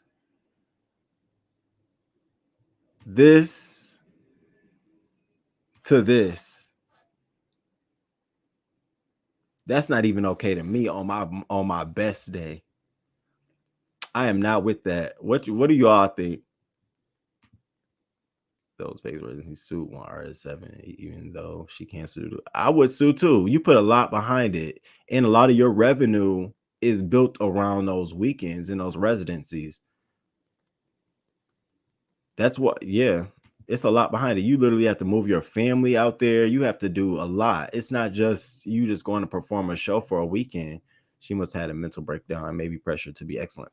Cheryl, that's all it is. All this other stuff that we're hearing, the staff and the heartbreak. No, she is an artist who is a private artist who is just like many of us. What y'all don't know about me is I am extremely fucking shy.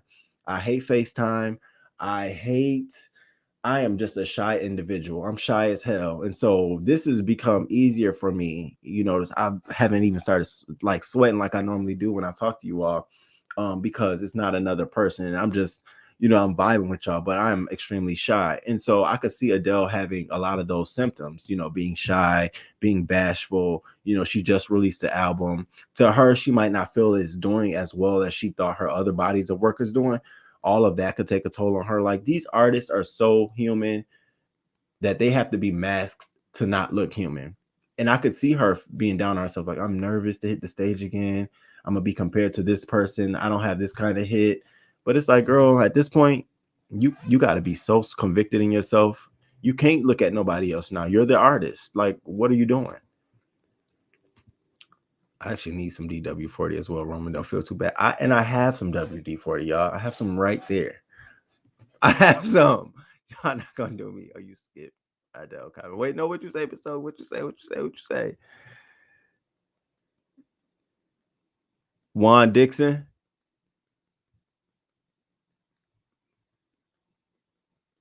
Wait, no. Wait, hold on. He's so thirsty. Is that what you said?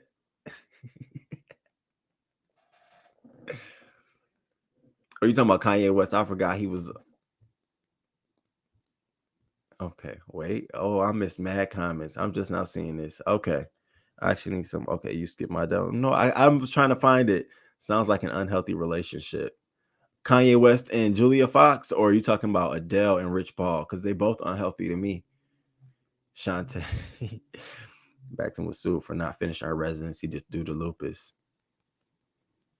And she had a medical. Hold up. Damn, they sued, and she had a medical reason. They like, if you ain't got the act to cover you, bitch, we want our money. Adele needed a break. That's it. That is all it is.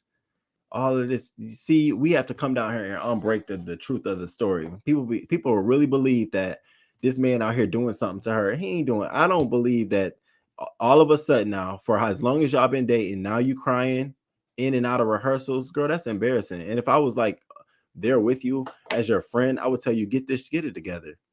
Get it together. Dang, King Roman, your heartless love makes you do some crazy things. Really, B, you know I have a heart. I just have low tolerance for people who I expect more from. I don't know if that makes sense. Like, there's even common day people that I'd be like, no, why you acting dumb like that? And it just makes me go to that place. So he forgot he was with Rose. He's so thirsty. He is in attention. Ain't it gross and yuck and ill? And like I did all of that. I'm sorry, but he could do so much better. I don't like them together. That was disgusting to me. I can hear your shyness. Yeah, I'll be trying to be like,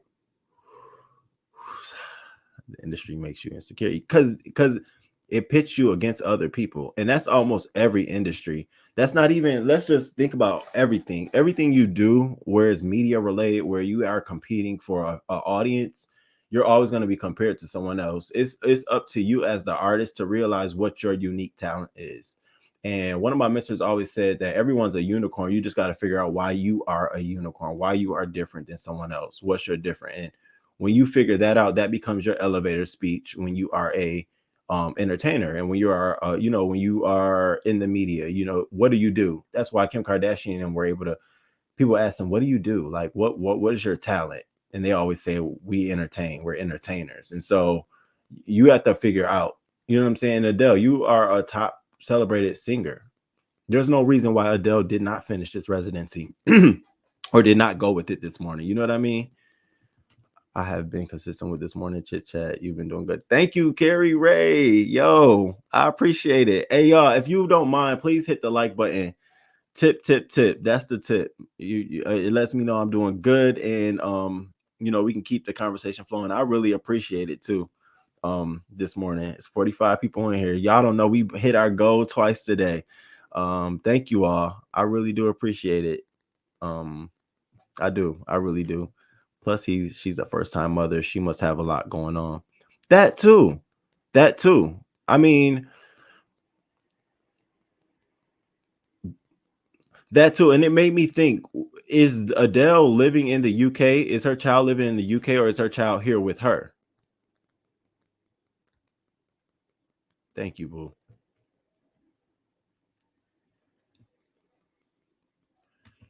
Well, now we know anytime you get introduced to it, the first time go around, it's the first ride at the park. The first ride you get on at the park, you like, oh shit, this was fun.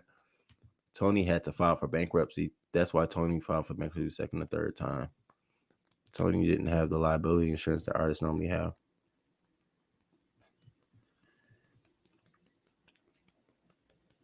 I agree. She knows how to protect herself. Speaking of, going back to Tasha K and them, I don't know if y'all have heard everybody talking about it, but I just want to thank y'all so much, because when we had our conversation about Tasha K, everything we said in that almost was exactly what folks were saying. Like, honey, you need to be protected by being a journalist. You can't be out here saying you're a journalist, saying them things, and you have no affiliation with journalism, the organization, and the industry. 2, do I think this is going to impact other YouTubers on here saying stuff and doing stuff like that? You want to know why I'm finna tell y'all no? Because Google makes too much money off of YouTube and bloggers like us who come down here and give our commentary and opinion.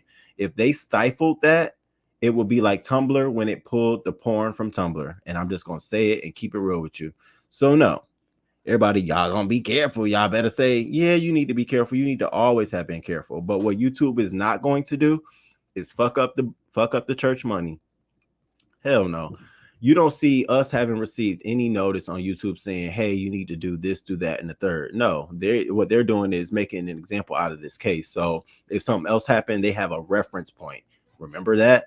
That's what we did. It sets precedent. That's all it does. It really just opens us up to, okay, what can you and can't you do moving forward? So that's why it's always best to be, speaking of just like the liability insurance and shit like that, it's always best to be protected. Protect yourself. I even consider myself now doing this YouTube channel after the Tasha K thing seeing if there was an association for like video bloggers or people in the media at a low level that I could become a member of on a yearly basis, just as a protection, another layer of protection for myself.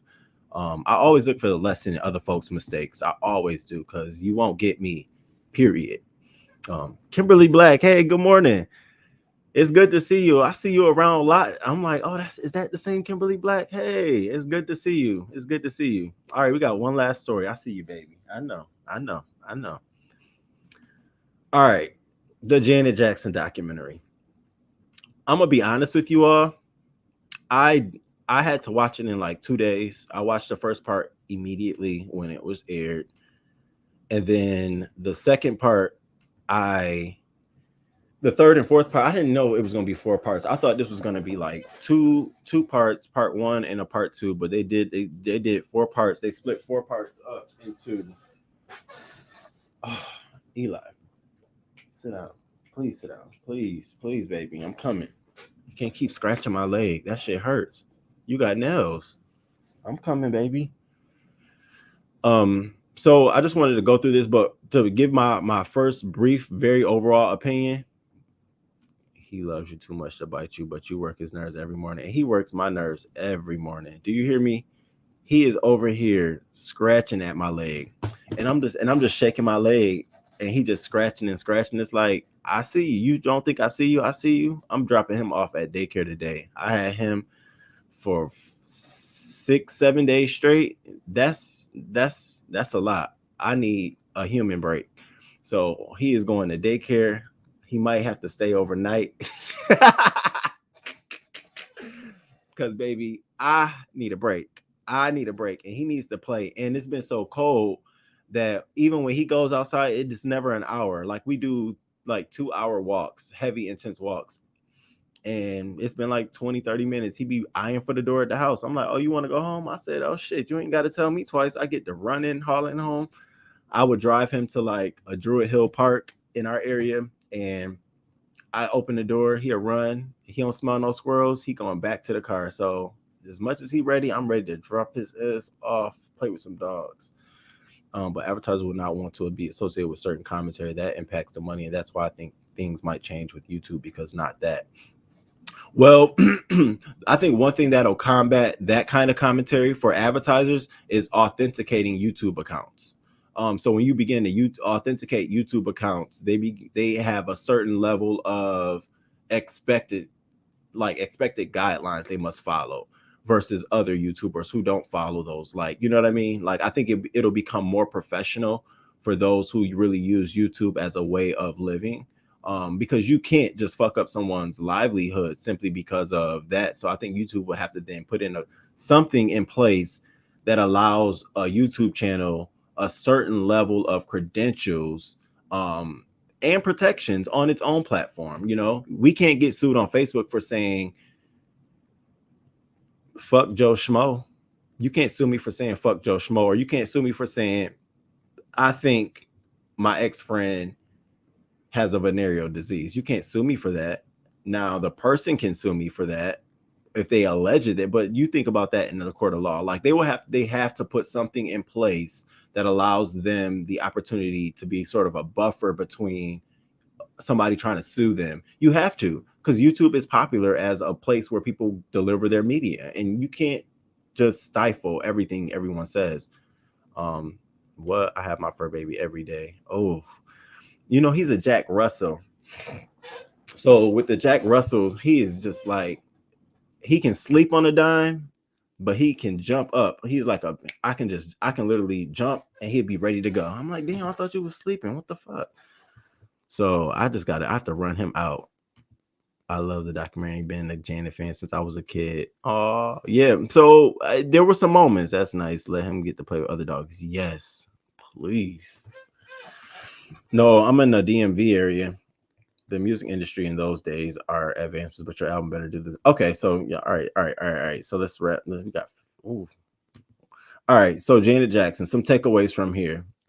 Now, I watched it in 2 parts. I didn't watch the whole thing like the same time as it came on, and so Sunday afternoon I started watching the part 3, and I can honestly say that it didn't need to be, I don't think it needed to be 4 parts, but it was 4 parts. Some of the stuff I didn't know, some of the stuff I did know. So one of the first things that we were opened up to was the fact that the Jackson family experienced racism when they moved to LA in 1969, and how, a lot of the kids in their family, kids in the neighborhood, they started a petition to get them out of the neighborhood. And when that first was stated, it made me instantly think about Michael Jackson, and how oftentimes we felt like he wanted to be white. A lot of people, I know there were times, even growing up and stuff, and seeing him like, does he want to be white? And so hearing it in that context made me put a little bit of more perspective around, what he may have been going through in his life to lead him up to make some of the decisions that he made. It's always some context behind that. Janet was talking about how feeling at the school, some of the kids was touching, like, will rub their hair because their hair was different, or rub their skin, does it come off? All of those things. It really made us made me realize, you got to remember, I was not even thought of during the time when some of this stuff came on. Second thing that we got introduced to was the fact that her body image issues were often exacerbated by her siblings. Good Times was horrible because she said, they would have to tape her chest down, and that she suffered, name calling from her brothers. Michael would call her a pig, a horse, a slaughter hog. And I said, well, damn, Michael, where you get these names from? I mean, in the 60s and 70s, those were popular names to call somebody: a pig, a horse, and a cow. And here, down here, don't we got a bunch of new names now? A slaughter hog, a slaughter pig, a cow, and a horse. Michael, that is, good morning. How you doing, watermelon sugar? You missed part 2. Yeah, it was good once you got into it, but it was just like, damn, it was 4 parts. It was 1, 2. Oh, was it 4? No, it was 3, 4. Because Jermaine Dupri did all of, like, the last part, and I didn't understand. It was gaps that were missing. I was like, okay. My neighbor has a Jack Russell, and that dog never runs. Never. Period. It needed to be 5 parts. Oh, you loved it. Then it talked about her first marriage was a way for her to gain independence. When she got married to James DeBarge, from I don't know, what was the name of the family? From, I don't know what family that was, but when she married, her secret married to James DeBarge, and I went to go look at James DeBarge image on YouTube. Like, I paused it. That's what I do. I paused it, and I went to go to YouTube, and I went to go to, like, just get familiar with him as an artist. And I said, wow, Michael Jackson's looks like the guys that Janet Jackson wanted to date. And I said, this is interesting, this connection. Now, because I always wonder, I was like, they always say Michael Jackson wanted to look like Elizabeth Taylor, or he always was changing his looks to look like a white woman. But now, as I'm looking at Janet Jackson's history and uncovering a lot of the different men that she's dating, and I'm looking at him, like, with the swoop down bang on his hair and stuff, and I'm looking at these guys and stuff, I'm like, wow, you can't tell me. And the guy from Time, oh, you can't, is that him? James DeBarge from Time or something like, I was like, oh wow, they look uncannily the same to me. She shut down rumors that she didn't have a secret baby with James DeBarge, and Rebe was saying how, no, she wasn't raising her daughter, and how they all thought that she had given her child up to one of her siblings to raise. And sort of that wasn't news to me. Like, I kind of knew that was a rumor, but it wasn't nothing major. Rhythm Nation, they covered the whole Rhythm Nation era, how she came and she produced that album. I thought it was beautiful to watch Jimmy Jam and Terry Lewis break down her in the studio like that, where they were talking about, even when they were in the studio and they were telling her, we need more oomph on it, we need more oomph.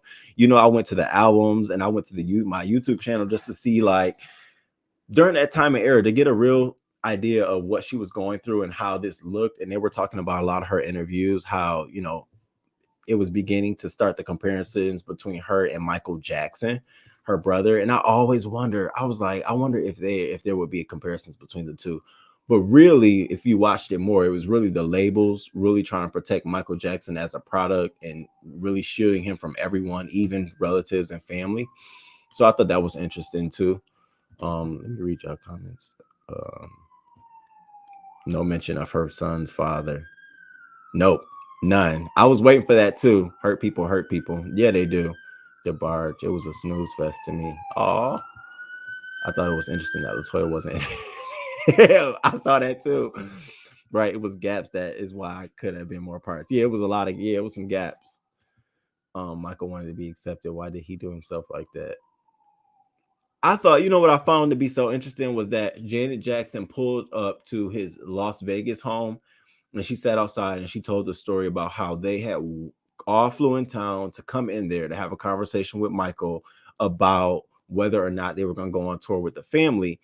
And she said it was just so tense and it was just so different. And he just seemed like he was just not interested at all.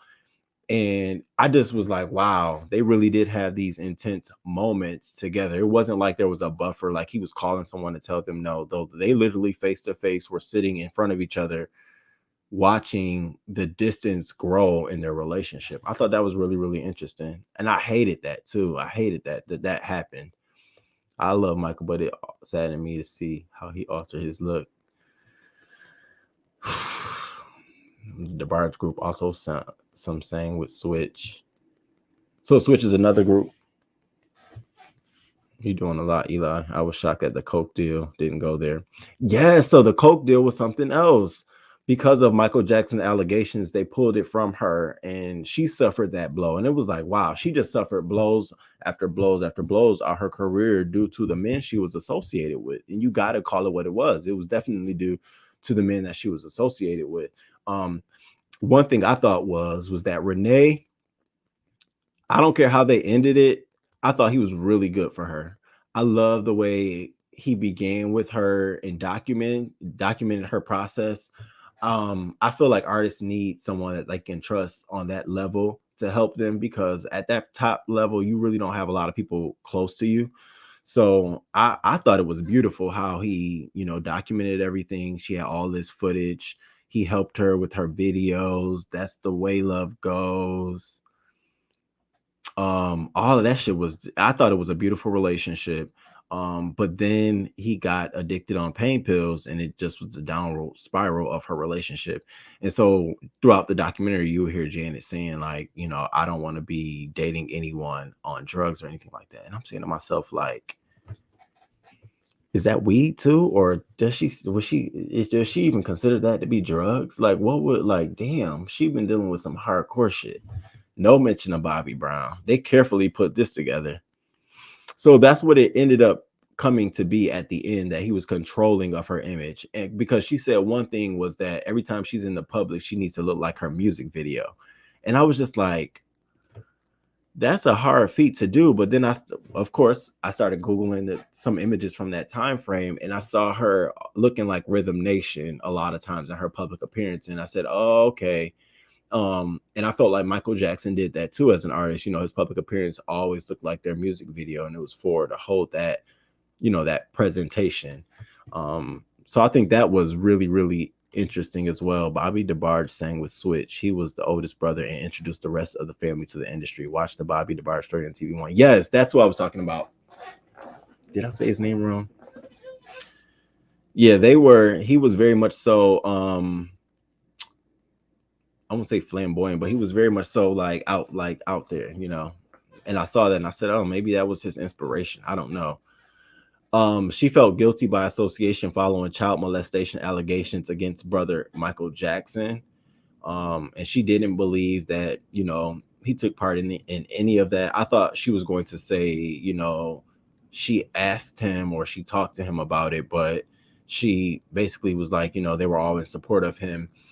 And I just found it also interesting how when the Super Bowl thing happened, and I think it was Kurt, I remember him from MTV asking Michael Jackson, what does he think about the allegation? And basically feeding him, what did he say to his sister or call his sister, or kind of advice he gave to his sister? Because I really don't believe Michael Jackson called Janet Jackson or talked to her during that whole period of time. Because during that time, it was also the Scream music video.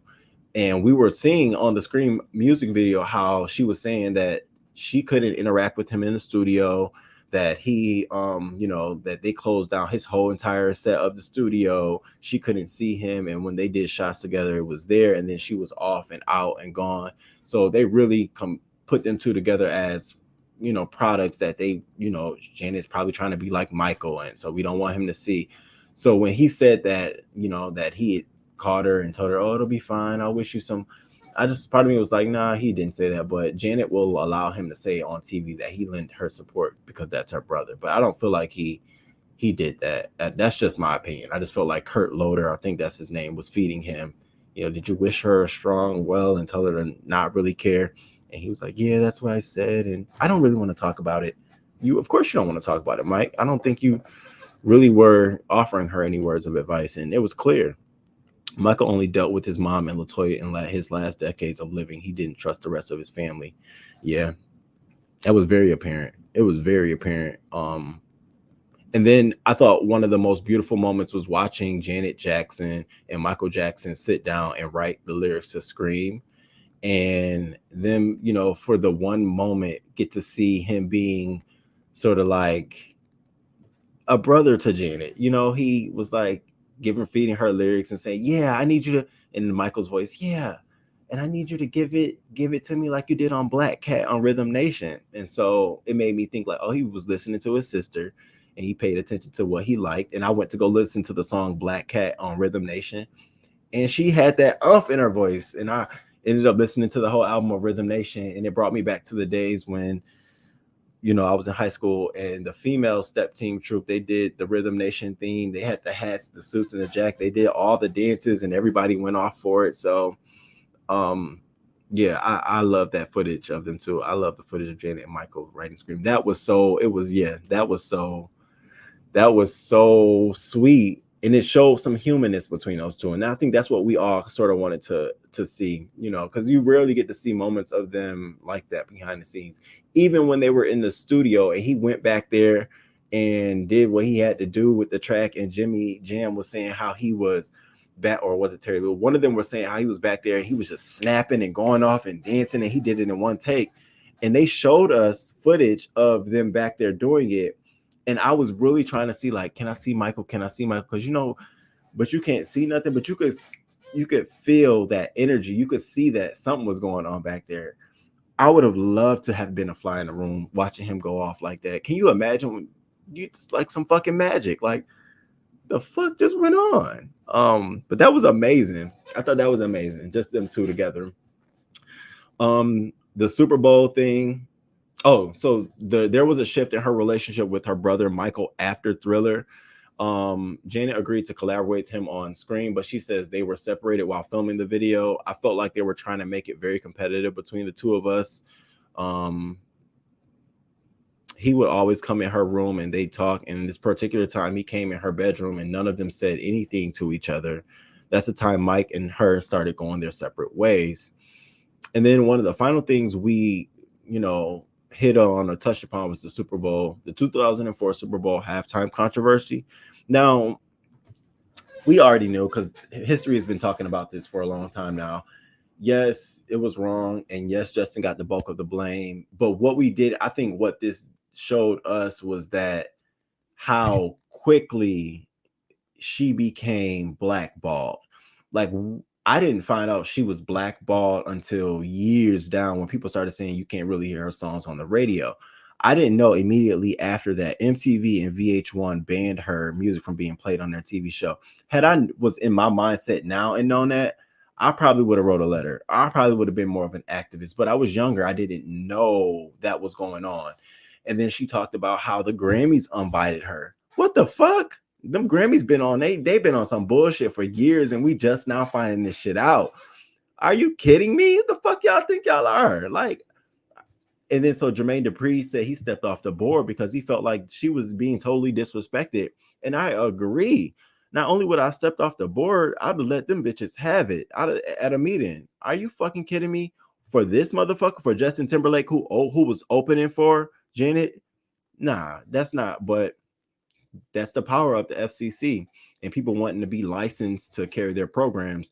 And they were saying they were going to be fined to a tune of $27,000 per station. And they had upwards of like thousands of stations. And so she suffered a huge blow to that. But you couldn't tell.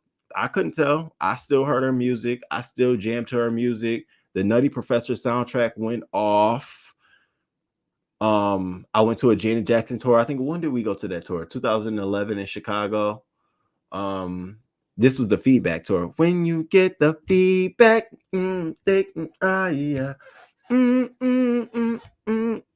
hey, I'm gonna. He used her Scream. He used her with Scream. He needed her. Yeah, he did. I agree. He knew what he was doing, but I think it was more his record label making that happen than he did. Because, see, it would be nothing for him to go to Janet and say, hey, Janet, would you? But the record label approached her about the track. And then it was like, he came in with all the lyrics because it's too much for Michael to go and say, hey, sis, you want to be on this track for me? Because then it admits, I need you. Like, we got to get out of it. Hey, V, good morning. Thank you for being here. That special was a treat. It was. It definitely was. Hey, Cheryl Brown, good morning. It was heartbreaking to see Michael separate himself from his talented sibling. Such a shame. Yeah, it was. And I know that hurt Catherine, their mother's heart, because she literally was like, I don't even want to talk about Michael Jackson. You know, she was like, I know, I don't want to talk about it. I thought she was going to answer a couple of questions, but Janet asked her, do you want to answer a couple of questions? She literally was like, no, I don't want to answer any questions. So, well, and there you have it, CBS, MTV, and VH1. So there you have it. You know, it was going to be a domino effect. It just really, really was crazy how instantly that happened. It was, I assumed it was like years in the making, and then they want to right the ship in 2018. I'm glad she said no. I didn't realize that she actually advised Justin not to speak. However, I think he should have spoken out long. I agree with you. And sometimes, you know what, V, I feel like women do that with men in situations where they, you know, no, don't worry. I got it. You know, straight or gay men. But I feel like women sometimes will allow the man to get away because they feel like, I can deal with this, or I don't want you to be involved. I got this. And in my mind, in my spirit, in my soul, in my body, I just don't operate like that. Like, I would have never told him, hell no. I'd have been scheduling an appearance. You got a cameraman? Do you want me to write the words? You know what you're gonna wear? Are you good? But it just let me know that Janet that's a whole sensitive, down to earth whole woman. And you know, it was even cute talking about her being a mother with her baby and getting ready for a show, you know, and she joked about, people say she don't look the same on stage, but she's glad to have that mommy title. And it was just so cute to see that. It was like, that's all she wanted. She don't even really give a fuck about all this other shit. Them the artists I like, you know, because that's really about the talent. But yeah, I really feel like Justin should have definitely said something, but everything comes full cycle. And so he'll never be the artist he was before that Super Bowl. He'll never be. He's put out albums. He's done tours. He's tried to come out and publicly apologize, but I think too much damage has been done for him to even go down the road of trying to be accepted again. So I think he's just staying where he is right now. Just, you know, and I think Janet is now returning favor. Now it's good favor. It's, you know, you guys, it's okay. You can support him. We're friends now. She's not offering that to clear him of anything. She's offering that so people can be nice to him. That's the karma that's coming his way now, because at first she was doing it so that he could be protected. Now she's doing it, no, y'all, it's okay, don't beat him up, you know what I mean? So because his core base R&B, he's a Justin Timberlake, you know, he's pop and he does R&B music, you know, who buying? Miss Cheryl, her career never recovered from that. It's sad. And it's sad to know that one's career is so heavily dependent upon radio and MTV and VH1 at that time. Like, no way she would have been able to get away with that nowadays with streams. We've been streaming Janet Jackson all day long, having streaming parties. Hey, Blue Rain, thank you for subscribing. I appreciate it. Thank you. Yes, please. If you are not a subscriber, please subscribe to the channel. and hit the like button. That's my tip. Give me a tip today. I'm trying to see how many tips I can get today. Our Black women have been used to carrying the load for these men in life, and that's what Janet did for Justin. I agree. And because of that, he didn't learn the lesson that he should have learned, which was right his wrong. Now he's on the other side of that, whereas she's trying to help him out. It's always going to be like that. I don't know. Justin has a complexion for the protection. He can come back bigger and better at any moment. You think so? Now listen, so I agree with you, but I thought so. You remember his last album? I think it was called Backwoods or Man of the Woods or something like that. And it was supposed to be more country R&B-ish. And the tour, and it didn't do so well. The tour didn't do so well. The album didn't do so well. It was not the right treatment. He tried to go for more of a country pop kind of star. And it didn't work for him. Like, it didn't work for him. And I think people I wasn't expecting it. I tried to play a couple of tunes. I'm like, this is not for me. All I kept thinking about was leaves falling, driving down a road with a lot of patches in it. It wasn't for me. Nope. So yeah, was there anything else? No. And so now they're friends, and she didn't talk about her ex-husband, her most recent husband. And I'm sure, like I said to y'all earlier, that's what you call a non-disclosure agreement. I'm sure she is not allowed to say anything about that man. That man has a lot of money and a lot of resources. So I'm sure that was something else. And I'm almost positive Janet would never come out and say anything negative about him should she choose to speak about him. But I do think that was strategic at its best. He's a white boy. He can come back as soon as the machine gives him the green light. Well, the machine is probably the ones that's scared of the backlash. Then you're right. The machines are probably scared, because it's like, what format would he be able to come back in? I mean, if he does an R&B album, he would need some features, right? He would need some features that's going to tie him into, relevance. Who would be bold enough to feature? I mean, I could be wrong. I'm just trying to think. I don't know. I don't ever want nobody to have a downfall, though. It's the machine. All right. So that's all the stories I have for y'all this morning. Thank you all again for being here. I really, really appreciate it. It's Monday. It is January 31st, 2022. It is still partly cold where I am, and I'm not sure if it's cold where you are. And if you are in Massachusetts, baby, I saw all the snow that you got. They said it was upwards of 30 inches of snow. Yeah. I am so sorry to hear that. That shit is crazy. That damn machine has been very popular this week. I think if Jermaine didn't cheat. Oh, that was another thing. I didn't realize how good Jermaine was for Janet. I thought, I literally thought that was just for play. I thought he was trying to launch his career. I didn't realize that, no, she genuinely liked Jermaine Dupri.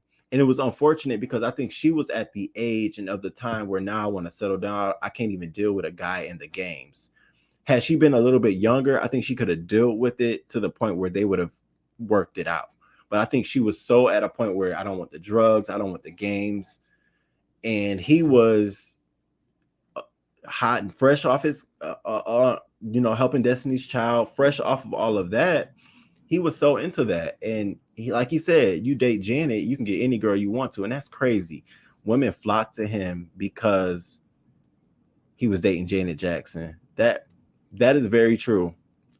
When you are not a single man, you are more attractive to folks. I don't understand that logic at all. But he did say, though, that if he wanted Janet back and he wanted to make something out of it, he could have. He very much so could have. He could have kept Janet, he could have did it, but he just wasn't in that mind state. And that was very noble of him. And I really don't care for Jermaine Dupri as much. I think he's just corny. I think he's talented. I just feel like he's corny. But for that, it took the corny notch came down a little bit. Like he was at a 5 on the corny scale. He around 2 now. I was like, okay, he could be a dude. He cool. Out of all of this, I wrote it down.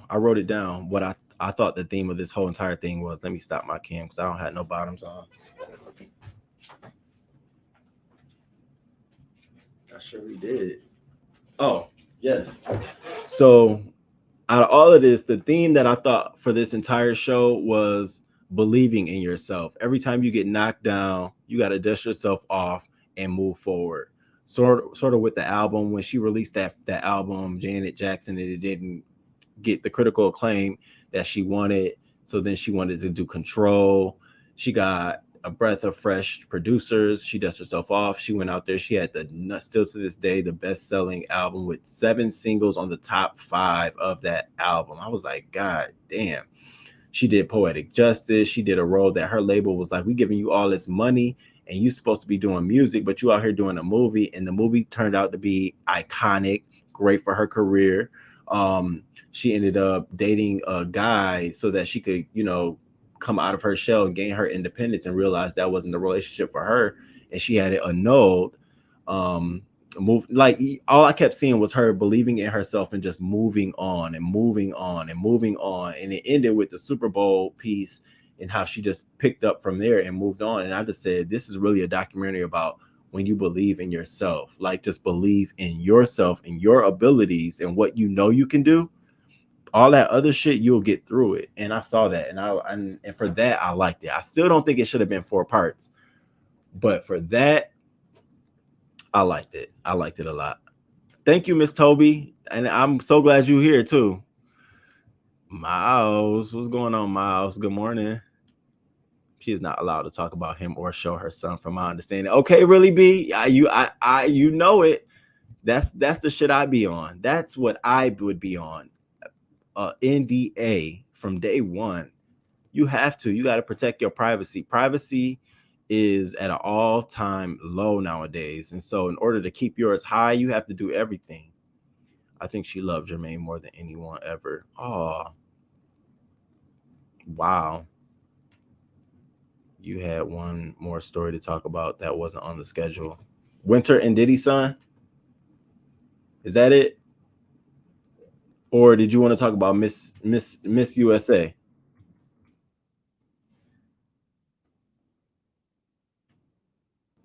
Because we can get into the Miss USA story. So former Miss USA, has died Sunday morning.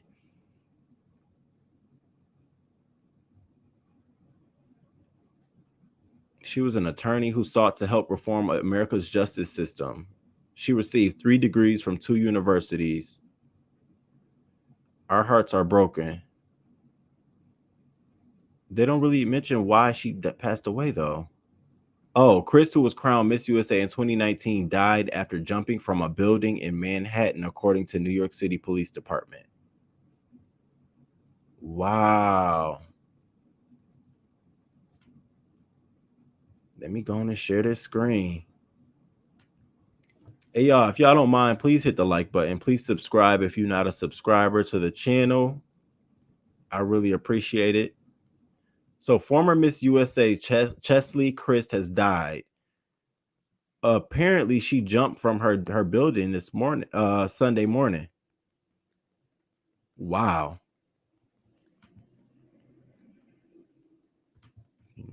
Jermaine was in the industry for years prior to Janet. Right. Because he did all the Candy writing. He did all of the Destiny's Child writing. He did the Missy. He did Mariah. He was doing a lot of the heavy hitters during that time. And so for him, he was just like, I ain't going to be sticking down with just Janet. I am unbothered by the snow here in New York. It isn't anything in my life, right? It's nothing there. Crisscross, Escape. But that's this resilience. Yes, Villanor. Resilience. Y'all, we on the same page. So sad. Wow. Yeah, I don't believe she dumped. You don't? The year she won, all beauty titles were held by a Black woman. Oh, wow. So you all think that you don't believe she jumped from the 9th floor? Her mother was a former Miss North Carolina as well. Wow. I mean, wow. I want to read some more of this because I want to, because now, see, when I get stories like this, the first thing I want to read is I do a news search of that person's name, and I filter the search for last year this same time to see what they were doing as of in the news during that time. It leads you up to see like what kind of traumatic things were going on in their lives.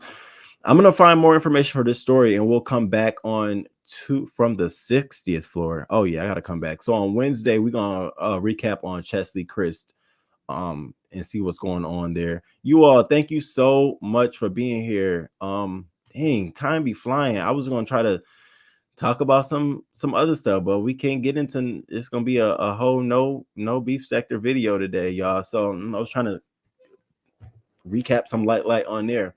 But I want to thank you all for being here. Please hit the like button. Please subscribe if you haven't. Please comment under the video anything that you want to add to any of the stories that we had. I will be back on next Wednesday.